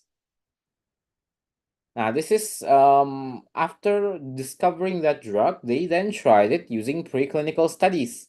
Yeah, this is they tested on cells that have BRAF mutation, and also animal models. This is the results of their research. Basically, after designing, they are able to identify that at least 8 out of 10 mice showed a complete response. And if we use higher concentrations of the drug, the effects the effects follow a dose response profile. Those that have about 295 micromolars per hour of drug actually have almost negligible tumor volume compared to those that only have vehicles. And then a clinical trial was conducted, and it causes a dramatic response, especially for patients that have BRAF mutation. This is shown in this slide. This is the response for patients treated with femurafenib, the BRAF inhibitor, And compared, there are two for the melanoma and for the colorectal cancer, although it's much more effective only for the melanoma compared to the colorectal cancer. But you can see this is a PET scan which showed radioactive glucose uptake, usually being uptake in the hotspots. The hotspots are usually the cancer cells or the brain. Yeah, using the PET scan, we can see that the cancers after being treated with femurafenib, yeah, have a very, very significant and marked regression, yeah, compared to after 2 weeks of treatment, yeah, with femurafenib. We can see that and since melanoma is usually metastatic, yeah, as you can see, the patient has multiple hotspots. Yeah, this looks like it already spread to multiple organs, probably to the liver and also to the lung. And after treatment, we can see that the hotspots, yeah, mostly disappears, although we can still see some in the bone and also on the lung. This is also the same for patient 2. We can see that the bone hotspot actually disappears very much. Yeah, it has the tumor regressed very significantly after treatment with femurafenib. Now, so what's the significance of this? Why do we need to learn this? This demonstrates that, yeah, in the future, structure-guided design approach, yeah, can succeed, especially in a challenging oncology target. This is a very challenging target. We are trying to target a kinase that mutates, and only the kinase that mutates should get the drug effects. This is something that's very challenging and actually very interesting. The design also allows a very short timeline between the fragment to approval, which shows that it's very efficient if you consider other drugs that needs about 10 to 20 years before having hit the market. This also shows the importance of the flow for molecular docking studies. We need to have a clear target, yeah, in this case, a clear driver mutation, the BRAF mutation. We need to also have a clear structural target. In this case, since it's a kinase, we can just target the kinase domain, and also the importance of medicinal chemistry, where we can edit the drug to also have greater potency and greater specificity against BRAF kinase. Yeah, this finding reinforced the combined value of structural biology, computational modeling, and fragment screening in drug discovery. Now, this is also another drug. This is also another drug that's have received FDA approval, and it's also virtual screening based. But this is not a drug in cancer, and this is also not a drug in infectious disease. This aliskiren is actually a drug used to treat hypertension. This is a renin inhibitor. Yeah, for those that are perhaps not familiar, the body's blood pressure is actually managed by the renin-angiotensin-aldosterone system, where renin is actually the rate-limiting enzyme for the production of all the rest of the proteins that's needed to maintain blood pressure. Now, this drug is developed through virtual screening from millions of compounds in a proprietary database. This is a database from the drug manufacturer. They use early docking engine. Basically, they screen for molecules that are able to bind to the hydrophobic pocket of renin. And after identification, they identified the key pharmacophores, which basically what key side chains, what key compounds and molecules that can bind. And after that, they conducted the development. This is the initial model of the enzyme and the docking of CGP38560. This is the old renin inhibitor that has basically zero bioavailability since it's too large to be absorbed from the intestine. But they initially examined that the predicted bioactive conformation needs to bind to 4 pockets. This is pocket 1, 2, 3, and 4. They then try to design that it's probably already enough to just bind to pocket 1 and pocket 3. They can sacrifice pocket 2 and pocket 4. Why do they want to sacrifice this? Because they want to remove the side chain Yeah, that's causing a very limited bioavailability.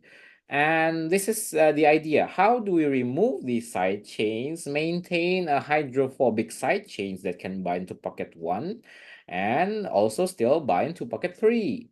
Now, they then tested multiple compounds. They edited and tested multiple compounds and they identified a lead. This is the compound that's it's shown in sorry, which one? In the teal color. Yeah, it's shown in the greenish color. Yeah, the tetrahydroquinolin. And after that, they basically edited that thing to become the drug that's basically right now known as aliskiren. Yeah, this is how they identify the drug. They initially screen the molecules. Using the screening, they identify how it binds, and after they identify how it binds, they then try to edit the molecules to increase bioavailability in this case. So what can we learn again from this case study? This case study demonstrates that computational screening can also find new drug scaffolds.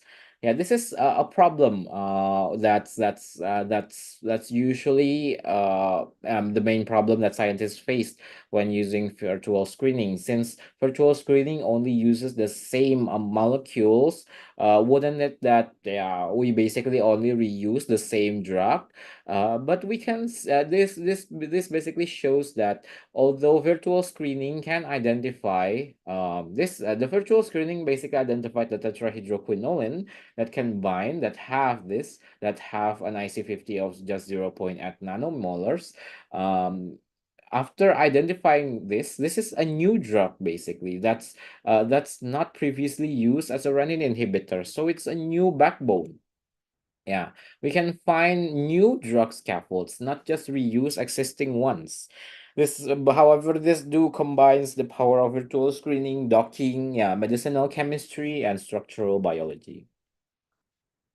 This is the final case study. This is for infectious disease. It's basically a neuroaminidase inhibitor. Yeah, neuroaminidase is one of the protein or the enzyme that the influenza virus use to propagate.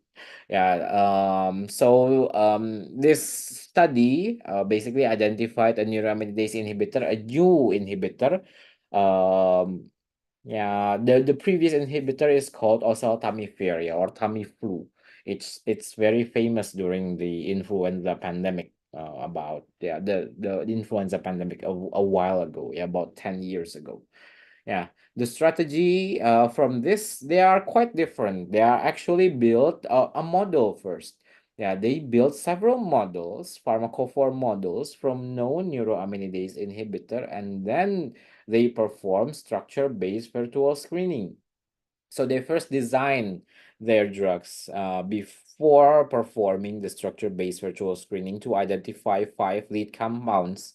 And after they identify the 5 lead compounds, they identify a novel an inhibitor. They tried an enzyme assay. They edit the compound using medicinal chemistry. They optimize the hit, and after that, they redock and also conducted molecular dynamics to check how does it bind.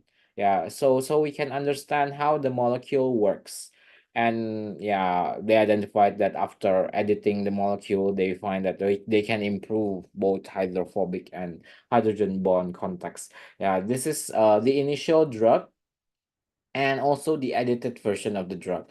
I'll wait. They I don't think I put this, but they, if I'm not mistaken, they screen about 20,000 compounds, and after that they identify 5 leads. This is the 5 leads, and we can see that after the 5 leads, this one is the one with the lowest IC50, which means it's the most potent out of all the 5 compounds.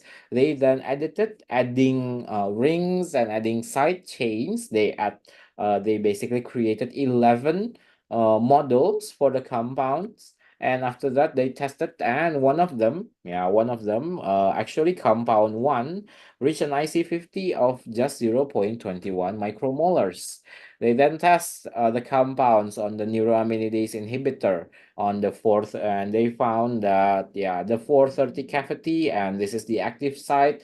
These are the essential locations to bind the drug.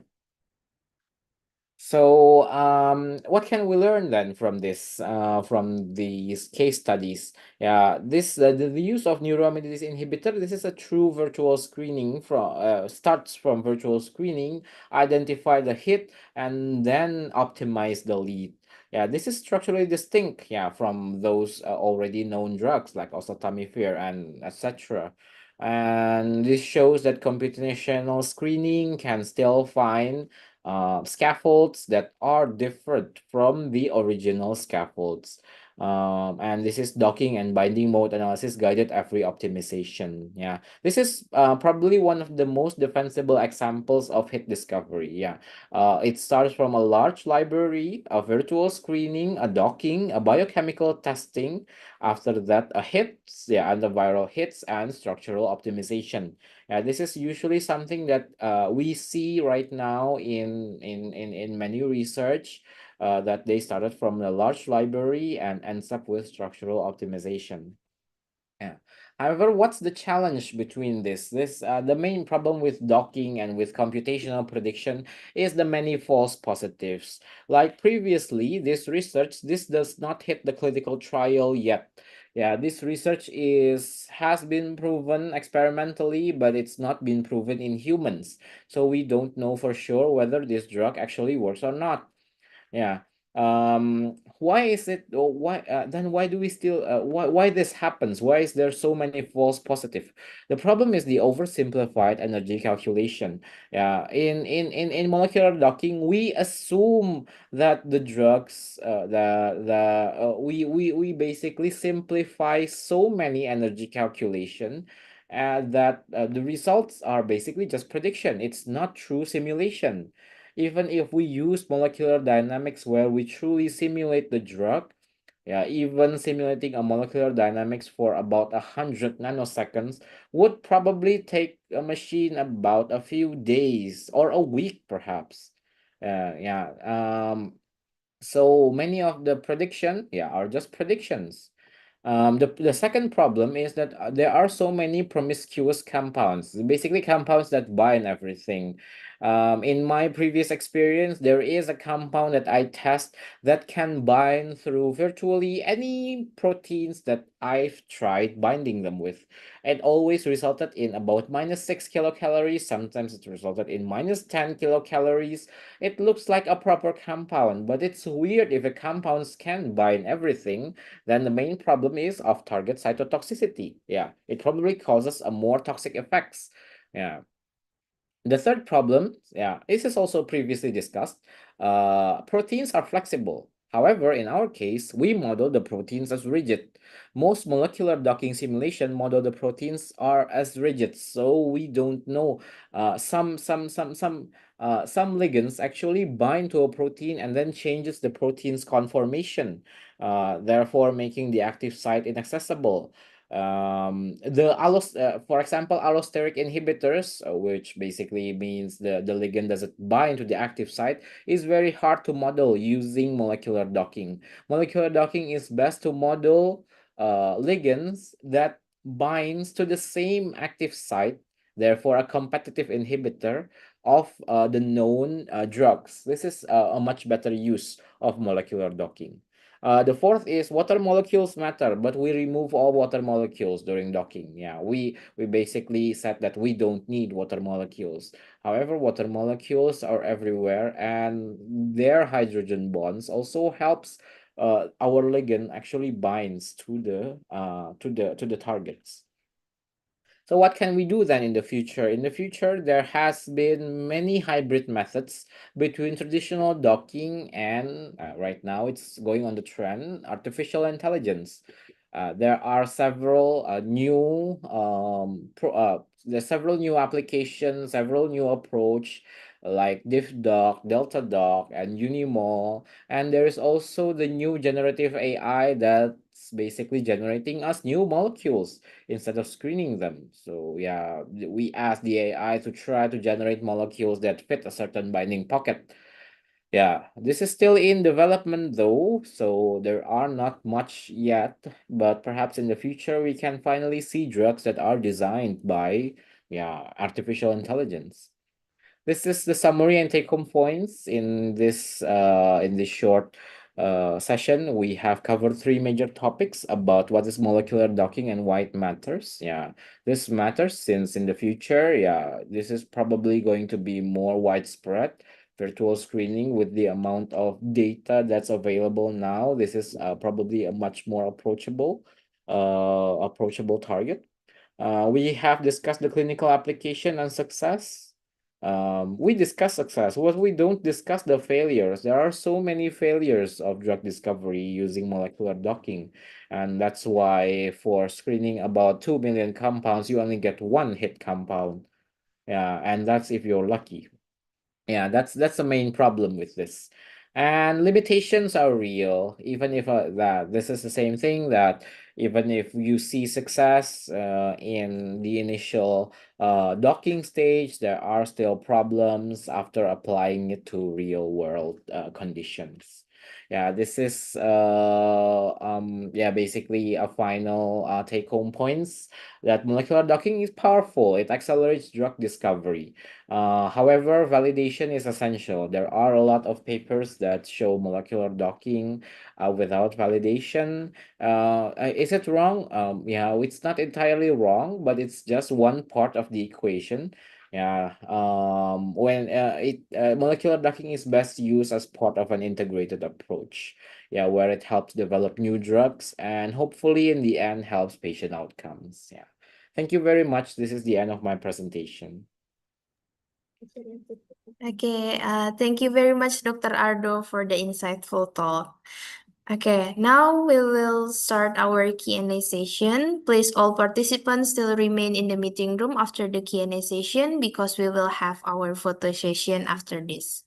To all participants, if you have any question, please raise your hand and I will call out your name and you can open your mic to speak your question. Or if you are maybe feeling a bit shy, you can also type your question in the chat box and I will read it for you. Okay. Is there any question?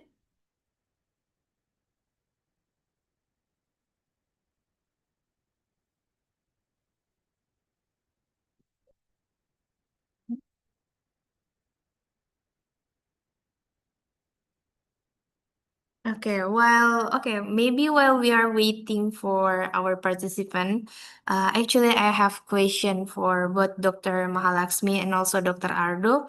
Actually, I also work with molecular docking for SARS-CoV-2 antiviral. So this is a really interesting presentation for me. Actually, I have two different teacher that teach me about this molecular docking, and they have some sort of a different opinion about blind docking. So, one teacher told me that blind docking is actually not that good because it's not specific, but another one told me that it is actually better because it can mimic the environmental condition better. So, I want to know your talk about the blind docking for Dr. Ardo and Dr. Mahalaxmi. Can I answer now? Yes. Regarding blind docking, when we don't know the active site residues or the binding site residues, in such a case, you can go with the blind docking. But when you know the active site residues, it is preferable to use the specific site docking.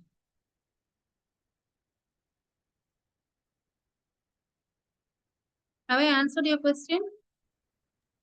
Yes. Thank you. Any other doubts? I think okay, it's okay.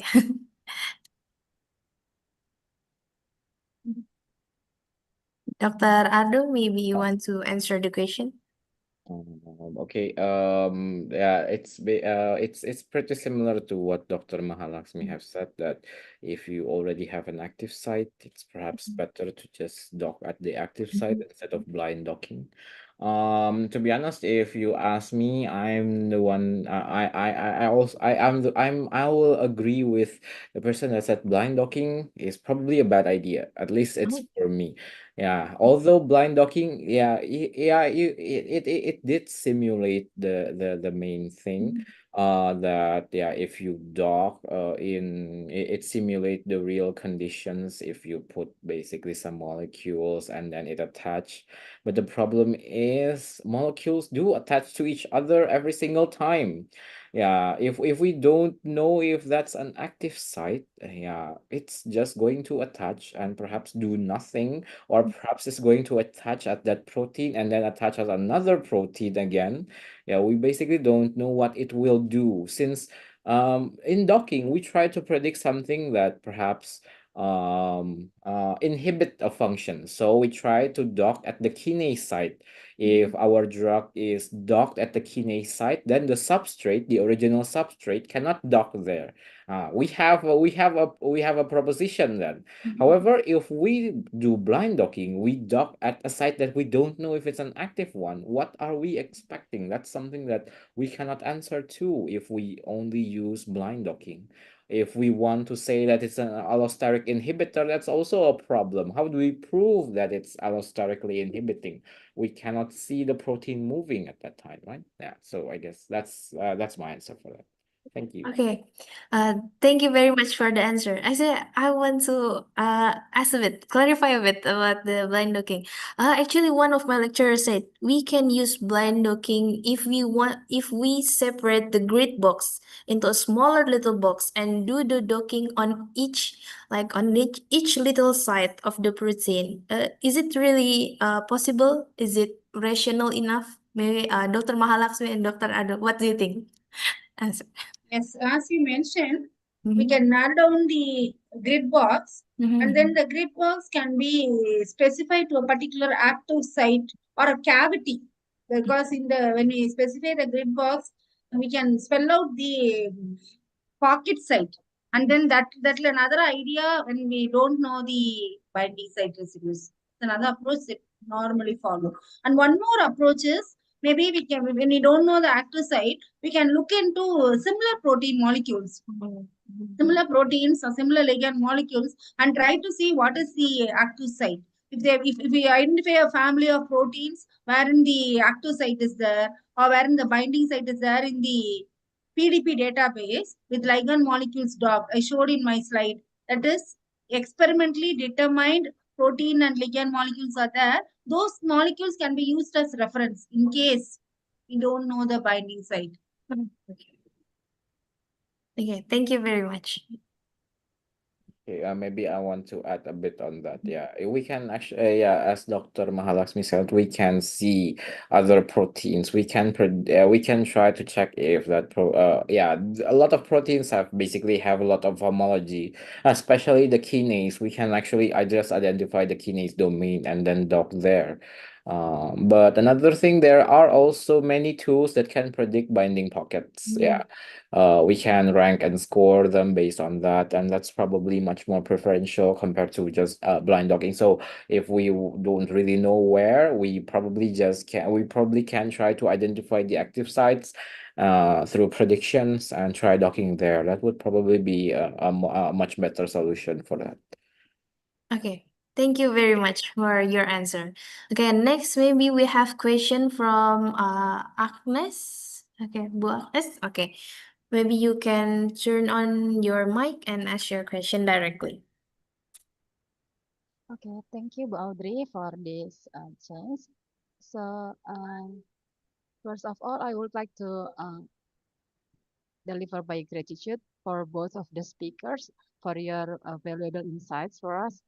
So, I would like to ask to Dr. Mahalaxmi regarding the toxicology check. So, you mentioned before about toxicology check, but actually how to do toxicology check in silico and what are usually the protein targets? Also, is there any case of negatively false hit? Like if there is a negatively false hit, then how do we know whether we can really believe the result of the in silico? Okay, that's for Dr. Mahalaxmi and also for Dr. Ardo. I really interested in the AI-based drug design. So what are the AI models that you usually use or that are commonly used, and actually how to execute it? Thank you. Excuse me, ma'am. Please repeat the question, ma'am. I'm not able to hear, or you can type it in the chat because I'm not able to hear the question, please. Okay, Please. okay. I will type it first.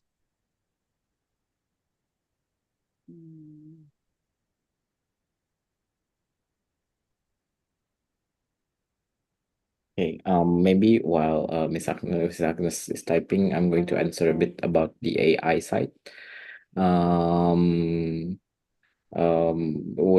Which tools do I use? I actually rarely, I have not tried the ones that uses real AI.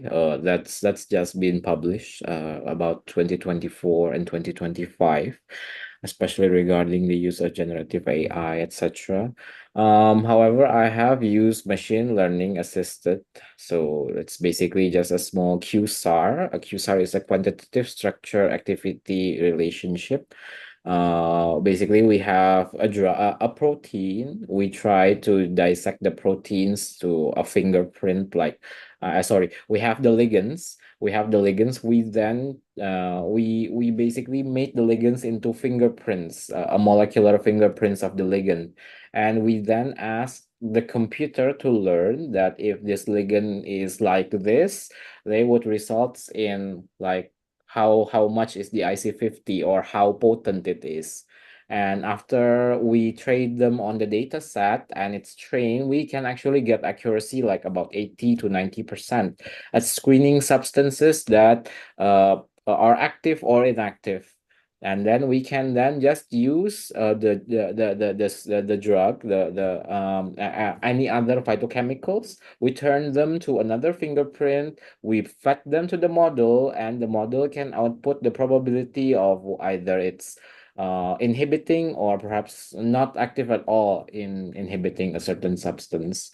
That's something that I have done, and how to execute it. Unfortunately, it's a bit complex, but there are some application that can do it. It's called Orange. It's basically Python based. We just fit in the data. It also has a graphical user interface. It's easy enough to just click and find a model and then try to predict. Yeah, but yeah, we still need to have some a bit understanding about the fingerprints, etc. Ma'am, can I answer your question now? Yes.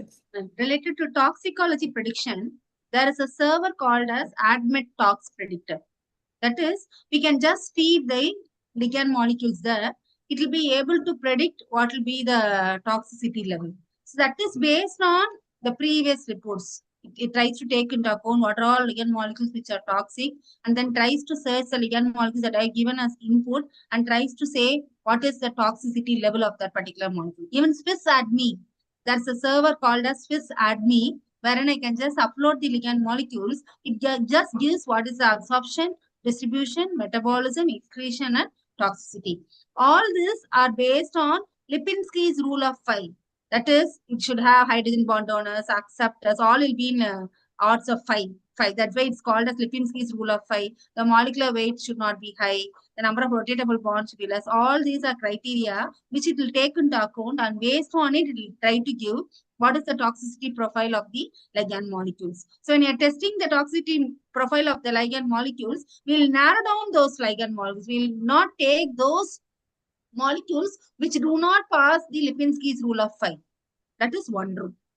And one of the rules, you asked me what are the protein targets. Protein targets might be enzymes or receptors which we use to for our docking. For example, I'm interested in a particular infection. Say, for example, E. coli is causing an infection. In my slide, I showed you there is a particular protein called as dihydrofolate reductase. When this enzyme is inhibited, there will not be DNA synthesis possible in that particular bacteria. So what happens? So I select the target based on whether that particular target is unique to that system. So for example, the same drug I'm giving to the human, when that particular drug is going, it should go and bind only to the target that is present in the bacteria, but not in the human. That's one approach. That is trying to identify which is unique to that particular system. That is one approach. Another approach is, say for example, I showed another example. That is in cancer and normal cells, certain receptors, certain proteins will be expressed in high level. I showed an example of EGFR, epidermal growth factor receptor, which is expressed in high level. So we'll target those receptors which there is a difference in the expression level or whether it is unique to that particular individual. So these are the different approaches on the basis of which we select the target. Another one more approach is we have to select the target. Once we have selected the target, we also have to check whether that structure is available in the PDB. If the structure is available in the PDB, if I'm able to download a structure with higher resolution, say for example, I have structure in the X-ray in the PDB, I have an X-ray crystallography structure with high resolution. That is, when the resolution is high, the angstrom value will be less. Say for example, I have two structures, 1 angstrom and 2 angstrom. I select a protein with 1 angstrom, indicating that it is of high good quality, and that target can be selected. Imagine a case wherein there is no structure available in the database. There's no X-ray crystallography structure. Then we'll be going for NMR-based study. I showed you an ensemble docking. We take a collection of structures and try to see whether those structures our ligand molecule is able to bind. The target selection is based on the idea whether by using the target, if I am doing a docking study, if the molecule is able to bind to the target, what is the end result? The end result is the infection should be stopped or the disease should be reduced. That is the idea of selecting a target. So you have a database called as, I showed it in my slide. There is a database called as Open Target, wherein I can spell out the disease. It gives a list of targets. That can also be done. And one more thing, we can search for literature. When we search for literature, they'll spell out what are all the diseases and those diseases, what are the targets. And then once I know the target, I need to identify where in the organism that target plays a role. What is the pathway? What is its responsibility? What is its role? Depending on it, we'll say, for example, it plays a very crucial role. If I'm selecting the target for an E. coli infection, if I identify a small molecule which is able to bind to that protein, that E. coli infection will be reduced. That is the idea of selecting the targets. And one more question you have asked, is there any case of negatively false hit? Yes. So we have positive hits and negative hits. What is this positive hits? Positive hits is those molecules which is able to bind to the active site. Negative hits are those molecules which are able to bind, but their interaction will not be effective.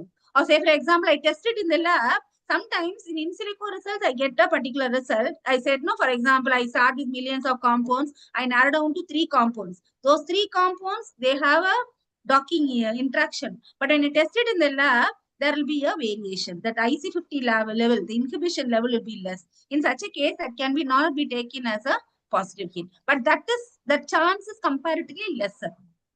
Sir was also mentioning in his reference a few of the molecules which have stopped, but they failed in the clinical trials. The failure in the clinical trials may be because they have to cross the biological barrier. In our autodoc study, we are just doing with the docking the protein and the ligand molecule. But in real-time systems, it has to cross the biological barrier. So there should be some permeability, diffusion, and then toxicity. All this also has to be taken into account. Certain systems, even if we predict in the lab, in the real-time situation, these plays a crucial role. And then you ask me a question, how do we know whether the in silico result is true or not? So one way of confirming is, I said no, for example, for an experiment, we have a positive control and a negative control. A positive control is, say for example, I showed you a catalase test. In a catalase test, I know that particular bacteria is gram positive. It produces catalase enzyme. So I keep it as a positive control.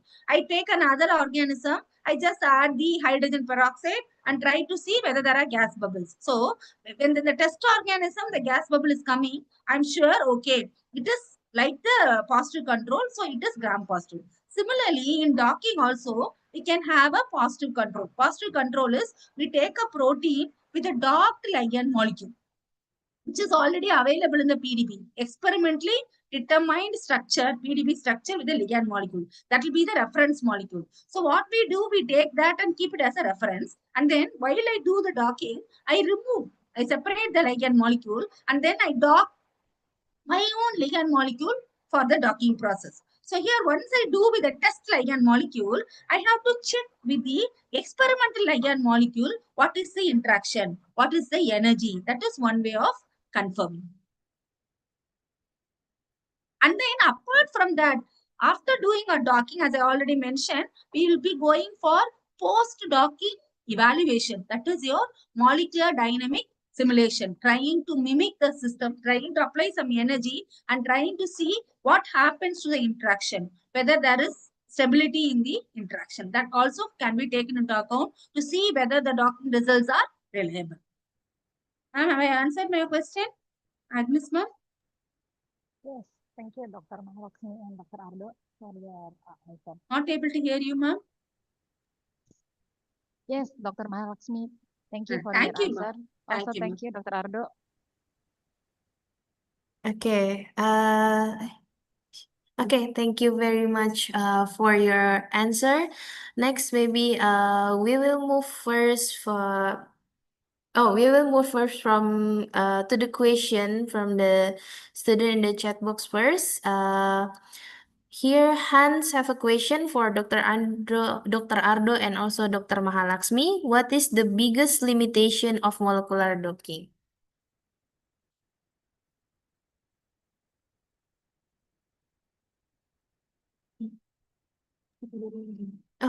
Oh, maybe okay, Dr. Mahalakshmi, do you want to Yes, sir. answer first? Yes. So the biggest limitation of docking is the availability of the structures. In some certain cases, the protein purification is bit tough. And even if it is purified, it cannot be crystallized. Even if it is crystallized, there are certain porine proteins. One of my senior in MKU, he wasn't able to crystallize the protein porine. So that's a very tough task. In such cases, the protein structures will not be available. As I already mentioned, protein structure is essential. For structure-based drug designing, protein structure is very essential. Oh, okay. As I already mentioned, if structures are not available, we have another option. We can go with the homology modeling. But the homology modeling can be done only if a similar sequence whose structure is already available in the PDB. Imagine a case where there is no similar structures. In such a case, we cannot go with the structure-based approach. We have to go with the ligand-based drug designing approach, wherein we go with the pharmacophore-based model. That is one limitation. Another limitation is certain metals. For example, when I go for docking, when I do with certain metals, there are certain parameters which are not available. In such cases, it's a big high task. In the website, in Autodoc Vaina, we go, there is a parameter force field available for zinc. But for some other metals, if I need the docking with those metals, it's a big limitation which the scientists need to optimize. Have I answered the question? Yes. Dr. Ardo, maybe you want to answer it now. Maybe I'll just add a bit. Yeah. Dr. I'm Mahalakshmi. sorry, Dr. Ardo, your voice is a bit small. Hello. Can you hear me now? No. Wait a bit. Hello. Hello. I'm sorry, the voice is too small. Test. How about now? It's still the same, actually. Hello. Wait. Test. How about now? Yeah, it's better. Okay. I'm just going to add a bit. Yeah, Dr. Mahalakshmi already explained the full thing, but if right now if we don't have the full the structure, there are right now several algorithms that can try to predict the structure. Perhaps one of the most one of the most people already the one of the most famous is the AlphaFold algorithm by Google. Since out of all the known proteins, only a small amount has been crystallized, AlphaFold is trying to make that as long as we know the sequence of the protein, they can try to predict the conformation, the three-dimensional conformation. But do note that it's also prediction, and molecular docking is still a prediction. And if we predict on that, we do need a very, very valid validation for it. Okay. Okay, thank you very much for the answer. Maybe next question from Naya for Dr. Ardo and also Dr. Mahalaxmi. There's some limitation to molecular docking. Are there any supporting machine or maybe some technology to help minimize the errors that can happen while doing molecular docking? Okay, maybe Dr. Mahalaxmi wants to answer first. So, as mentioned, sir was also science. Aldo sir was also explaining that is a latest technique in 2024. There's a paper based on machine learning. So, machine learning is they used to there is a two types of machine learning that is happening. One is a training set, another one is a test set. So, what they do, they train that machines with a set of molecules, and then they use that training set to test the molecules, and then they see what is the reliability of prediction. If there are some errors, what they do, they try to add some more few molecules and then they train to minimize the errors. And that has been going on. But anyway, as Aldo sir has also mentioned, these are all predictions and these are possible things. We cannot accurately predict, but that we cannot say it's entirely wrong. But what I'm trying to say is there might be some assumptions happening, and those assumptions we can validate only when you do it in our experimental methods. And one more thing, for all these limitations, what we can do is we can try to dock with similar molecules. One as first limitation that I mentioned is we can see the accuracy of the protein structure. When you take an accurate protein structure, somewhat the docking procedure will be, the error will be minimized. At the same time, for each step, for every step, as I mentioned, the energy of the protein should be minimized, and then water molecules removal should be there. As the Trados are also mentioned, certain proteins, the water molecule is essential. If water molecule is removed, that will also limit the stability of the protein, and that also has to be checked. In certain proteins, there will be some missing loop residues, missing atoms. That should, so all this for every step, if the checking is there, for even for protein preparation and for ligand preparation, but we have to minimize the degrees of freedom. We have to maintain the keep a lesser number of rotational angles. And then while we do a docking, if we are very clear with the active site residues, then the error rate will be reduced. So for every step, starting with the protein preparation, ligand preparation, grid box generation, and then in molecular docking, maybe we can increase the number of runs and see if I start with 10 run, I can increase the number of runs and try to see what happens to the average. It's similar to replicating the experiments. When I increase the number of experiments and I try to see what is the standard error, similarly, the number of runs can be increased. And then after the docking process, try to compare the docked molecule with the experimental molecule and try to see what is the RMS deviation. And once with that comparison, I can also proceed with the molecular dynamics simulation to check how stable is the interaction. So if at every step, I'm able to understand what is happening and then trying to check at each level, the errors can be minimized.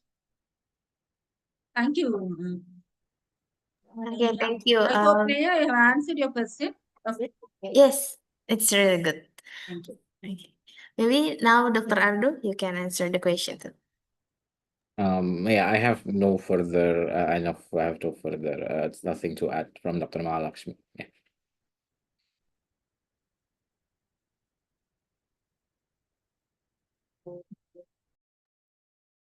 Okay.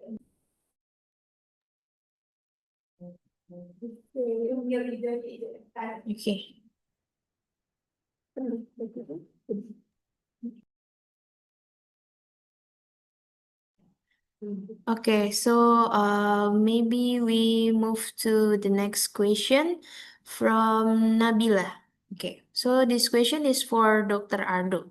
How does molecular docking help estimate the strength of the interaction between a small molecule and a target protein? Okay. Yeah, molecular docking is basically a simulation. Yeah, it tried to check like various conformation, like how if the molecules are flipped, if it's in what areas, in if it's near any carbon bonds, if it's near any carbon atoms, if it's near any hydrogen atoms, what kind of bonds are it able to make between the proteins and the proteins and the ligand, and it tries to estimate the strength using the basically conformation, the number of hydrogen bonds, any hydrophobic interaction, any repelling interactions. Yeah, it's like playing a puzzle where you try to balance a ligand on a protein in which each and every molecule has a charge. So you need to find the correct position where it's quite balanced. It doesn't move as much, and the net results of all those interactions are what's being calculated as the strength. Yeah, it's called the binding energy. Yeah, the binding energy, the total binding energy between the ligand and the protein. Yeah, I guess that's it. Okay, thank you very much, Dr. Ardo. Maybe for our next question is for Dr. Mahalaxmi. It's from Vina. It was mentioned earlier that there are 6 steps of molecular docking. If one of the steps is missing, will it continue or stop? To answer the question, that is, each step is essential. So, for example, for protein preparation, I need to check whether the protein is a monomer or multimer. If it is a multimer, I have to keep only one chain. Yeah, if I do with a multimer, what happens? The docking, whatever result I am getting, is not reliable. I cannot take into account. And then I need to check whether there are water molecules removed. And then I need to check whether there are missing atoms in the protein chain. If there are missing atoms, it needs to be modeled. Otherwise, if I continue with that missing chains, what will happen? If the ligand molecule is bound to the missing atoms, it will not give me an accurate result. And then the charges should be assigned correctly. And similarly, in the ligand molecule also, I have to spell out. I have to minimize the energy. I have to minimize the energy for the protein. I have to minimize the energy for the ligand molecule. And then I have to spell out what is the rotational degrees of freedom. Too many number of degrees of freedom also will interfere with the docking process. So if we cannot say if I miss one thing, whether it will continue. Even in many of the cases, the docking process will not continue, it will show errors. And even if it continues, you will not get a reliable result. You should understand at each step why it is being done and what has to be done. Then only the experiment will proceed. So I understand that in the protein preparation, you have to check all those removal of water molecules, checking for missing residues, addition of polar hydrogens, and energy minimization of the protein structure. And then only then the protein will be stable. And then when I go for the docking, the ligand molecule will be docked and I can calculate the binding affinity. And similarly, for the ligand molecule also, the energy should be minimized. The rotational degrees of freedom should be mentioned. I have to check. I should not give too numerous degrees of freedom. And the third step, binding site prediction. I should be in a position to identify where in the protein the ligand molecule should bind. I cannot spell out the search space for the entire protein. That is computationally complex and it is not needed. And then the last step, the grid box generation, as ma'am was also, Angela was also asking, whether to go with the blind docking or a specific docking. So in specific docking, if I'm clear with active site residues, I can just spell out the residues. So the docking program will be checking whether the ligand molecule can bind to the active site residues. And in the docking process, only if I do all these process, then only the ligand molecule, whatever confirmation that I'm getting, is somewhat reliable. It's a prediction. So in that prediction, if you're doing numerous errors, what will happen? Many of the cases there will be errors. The program will not run. It will say this is not being done. In certain cases, what happens? Even if I get the docking results, that is not reliable. So each step is essential. Rena, I hope I have answered your question. Okay. Thank you very much for the answer, Dr. Mahalaxmi. Maybe before we close our Q&A session, do anyone wants to ask one last question? Oh, okay. Dr. Anton, go ahead. You can open your mic and ask your question.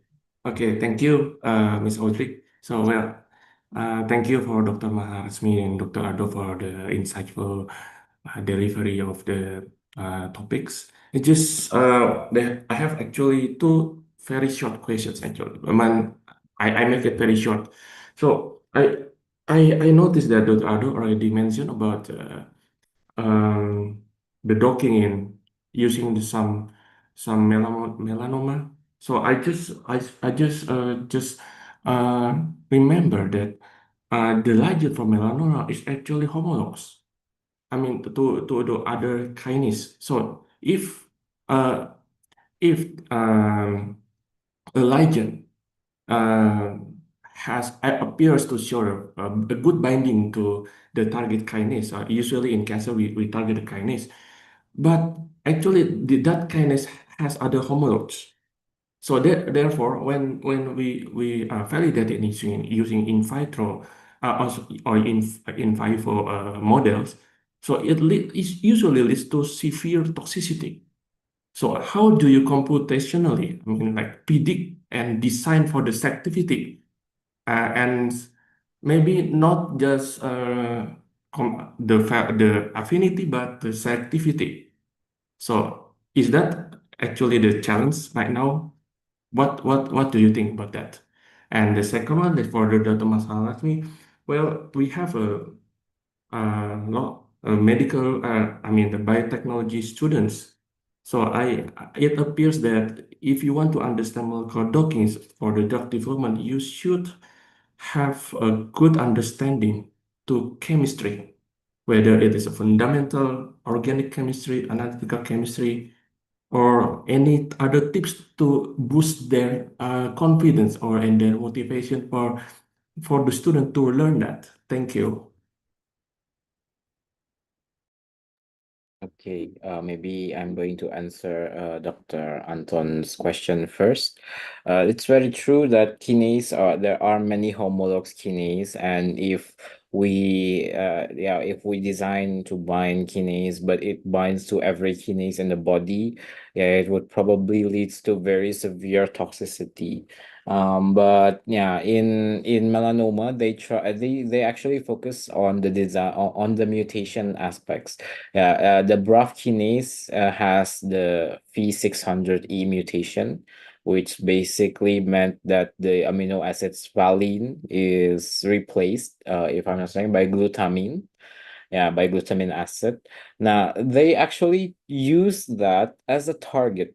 Yeah, so the drug would needs to bind the kinase, the amino acids in that kinase before they can exert its effect. If there is no certain amino acids like that in the binding pocket, the drug would have low effectiveness. Yeah, it might still be able to bind, but it would need a larger dose to bind to the kinase. Yeah. I hope that answers the question. So yeah, we can design it to be specific. We just need to find something that this protein has, and yet others don't have. Yeah, that would probably be, yeah, and thankfully this mutation is actually located near the kinase domain. Yeah. Yes, that's it. Thank you. Yeah, thank you very much, Dr. Ardo.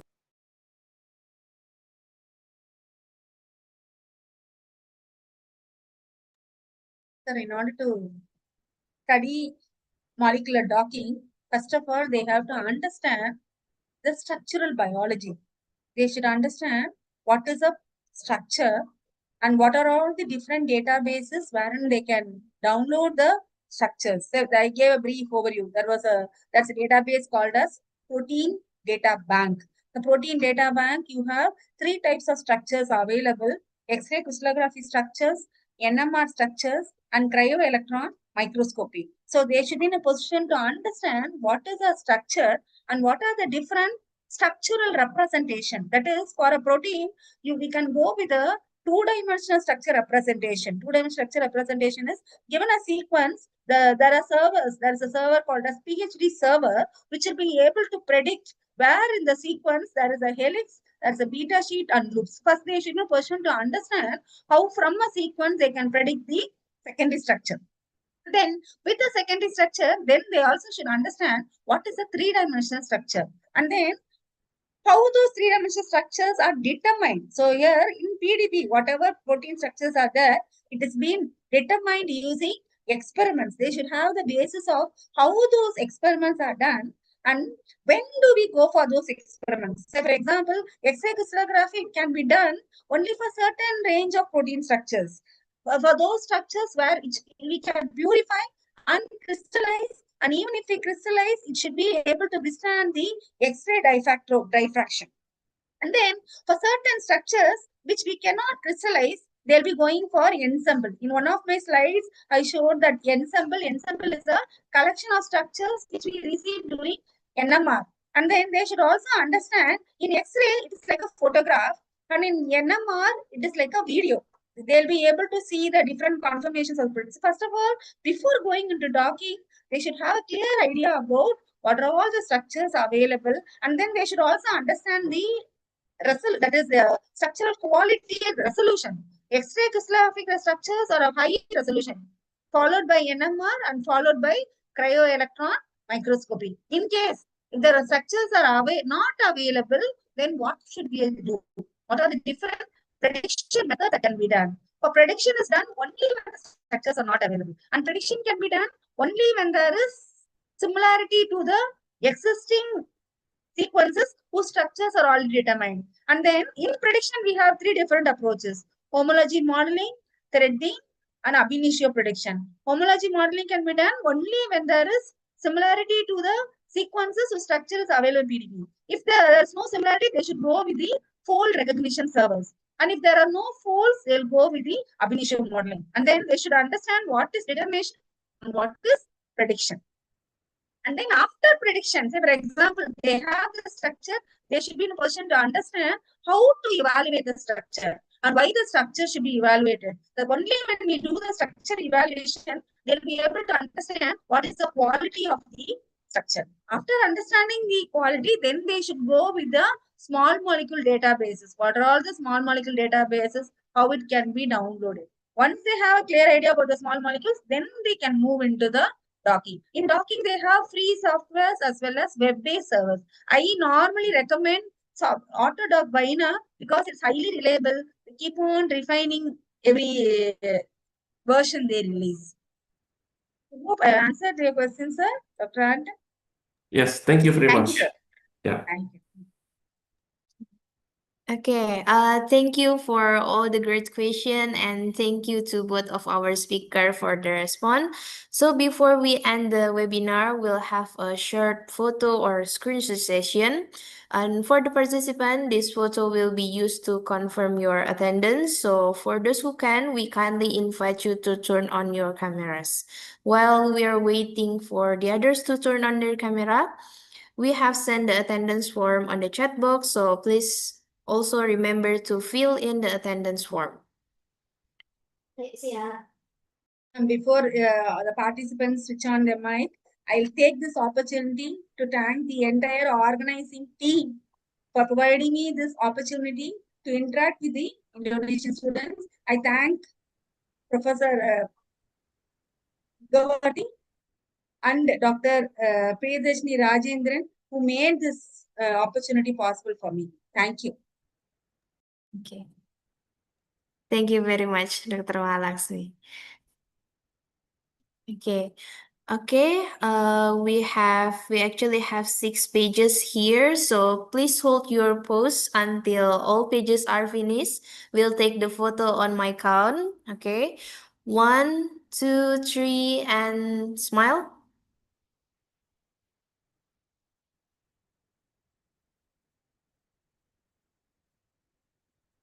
Now for the second pages, still please hold your pose. 1, 2, 3, and smile.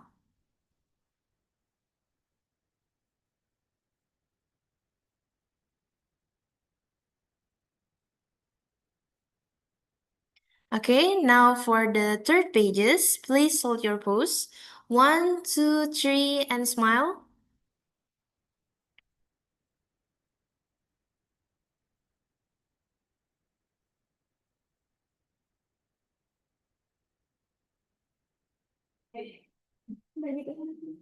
Okay, now for the fourth pages, please be patient, everyone. Okay, 1, 2, 3, and smile.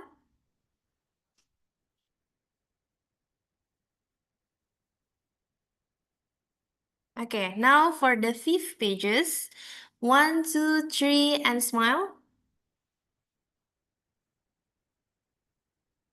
Okay, now for the last pages. Okay, 1, 2, 3, smile.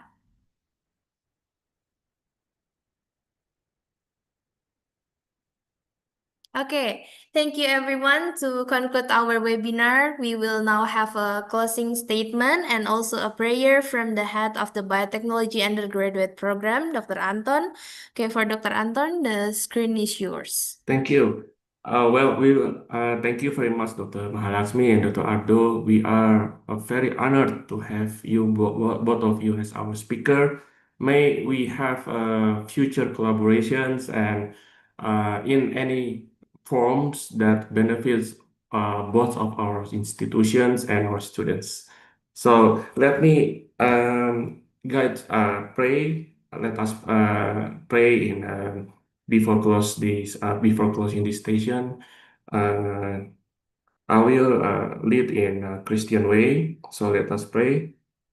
Our gracious Father, we thank you for the knowledge shared and the insights again during this webinar. We are very grateful for our speakers, Dr. Ardo Sanjaya, Dr. Mahalaxmi, and for our moderator, Miss Audrey.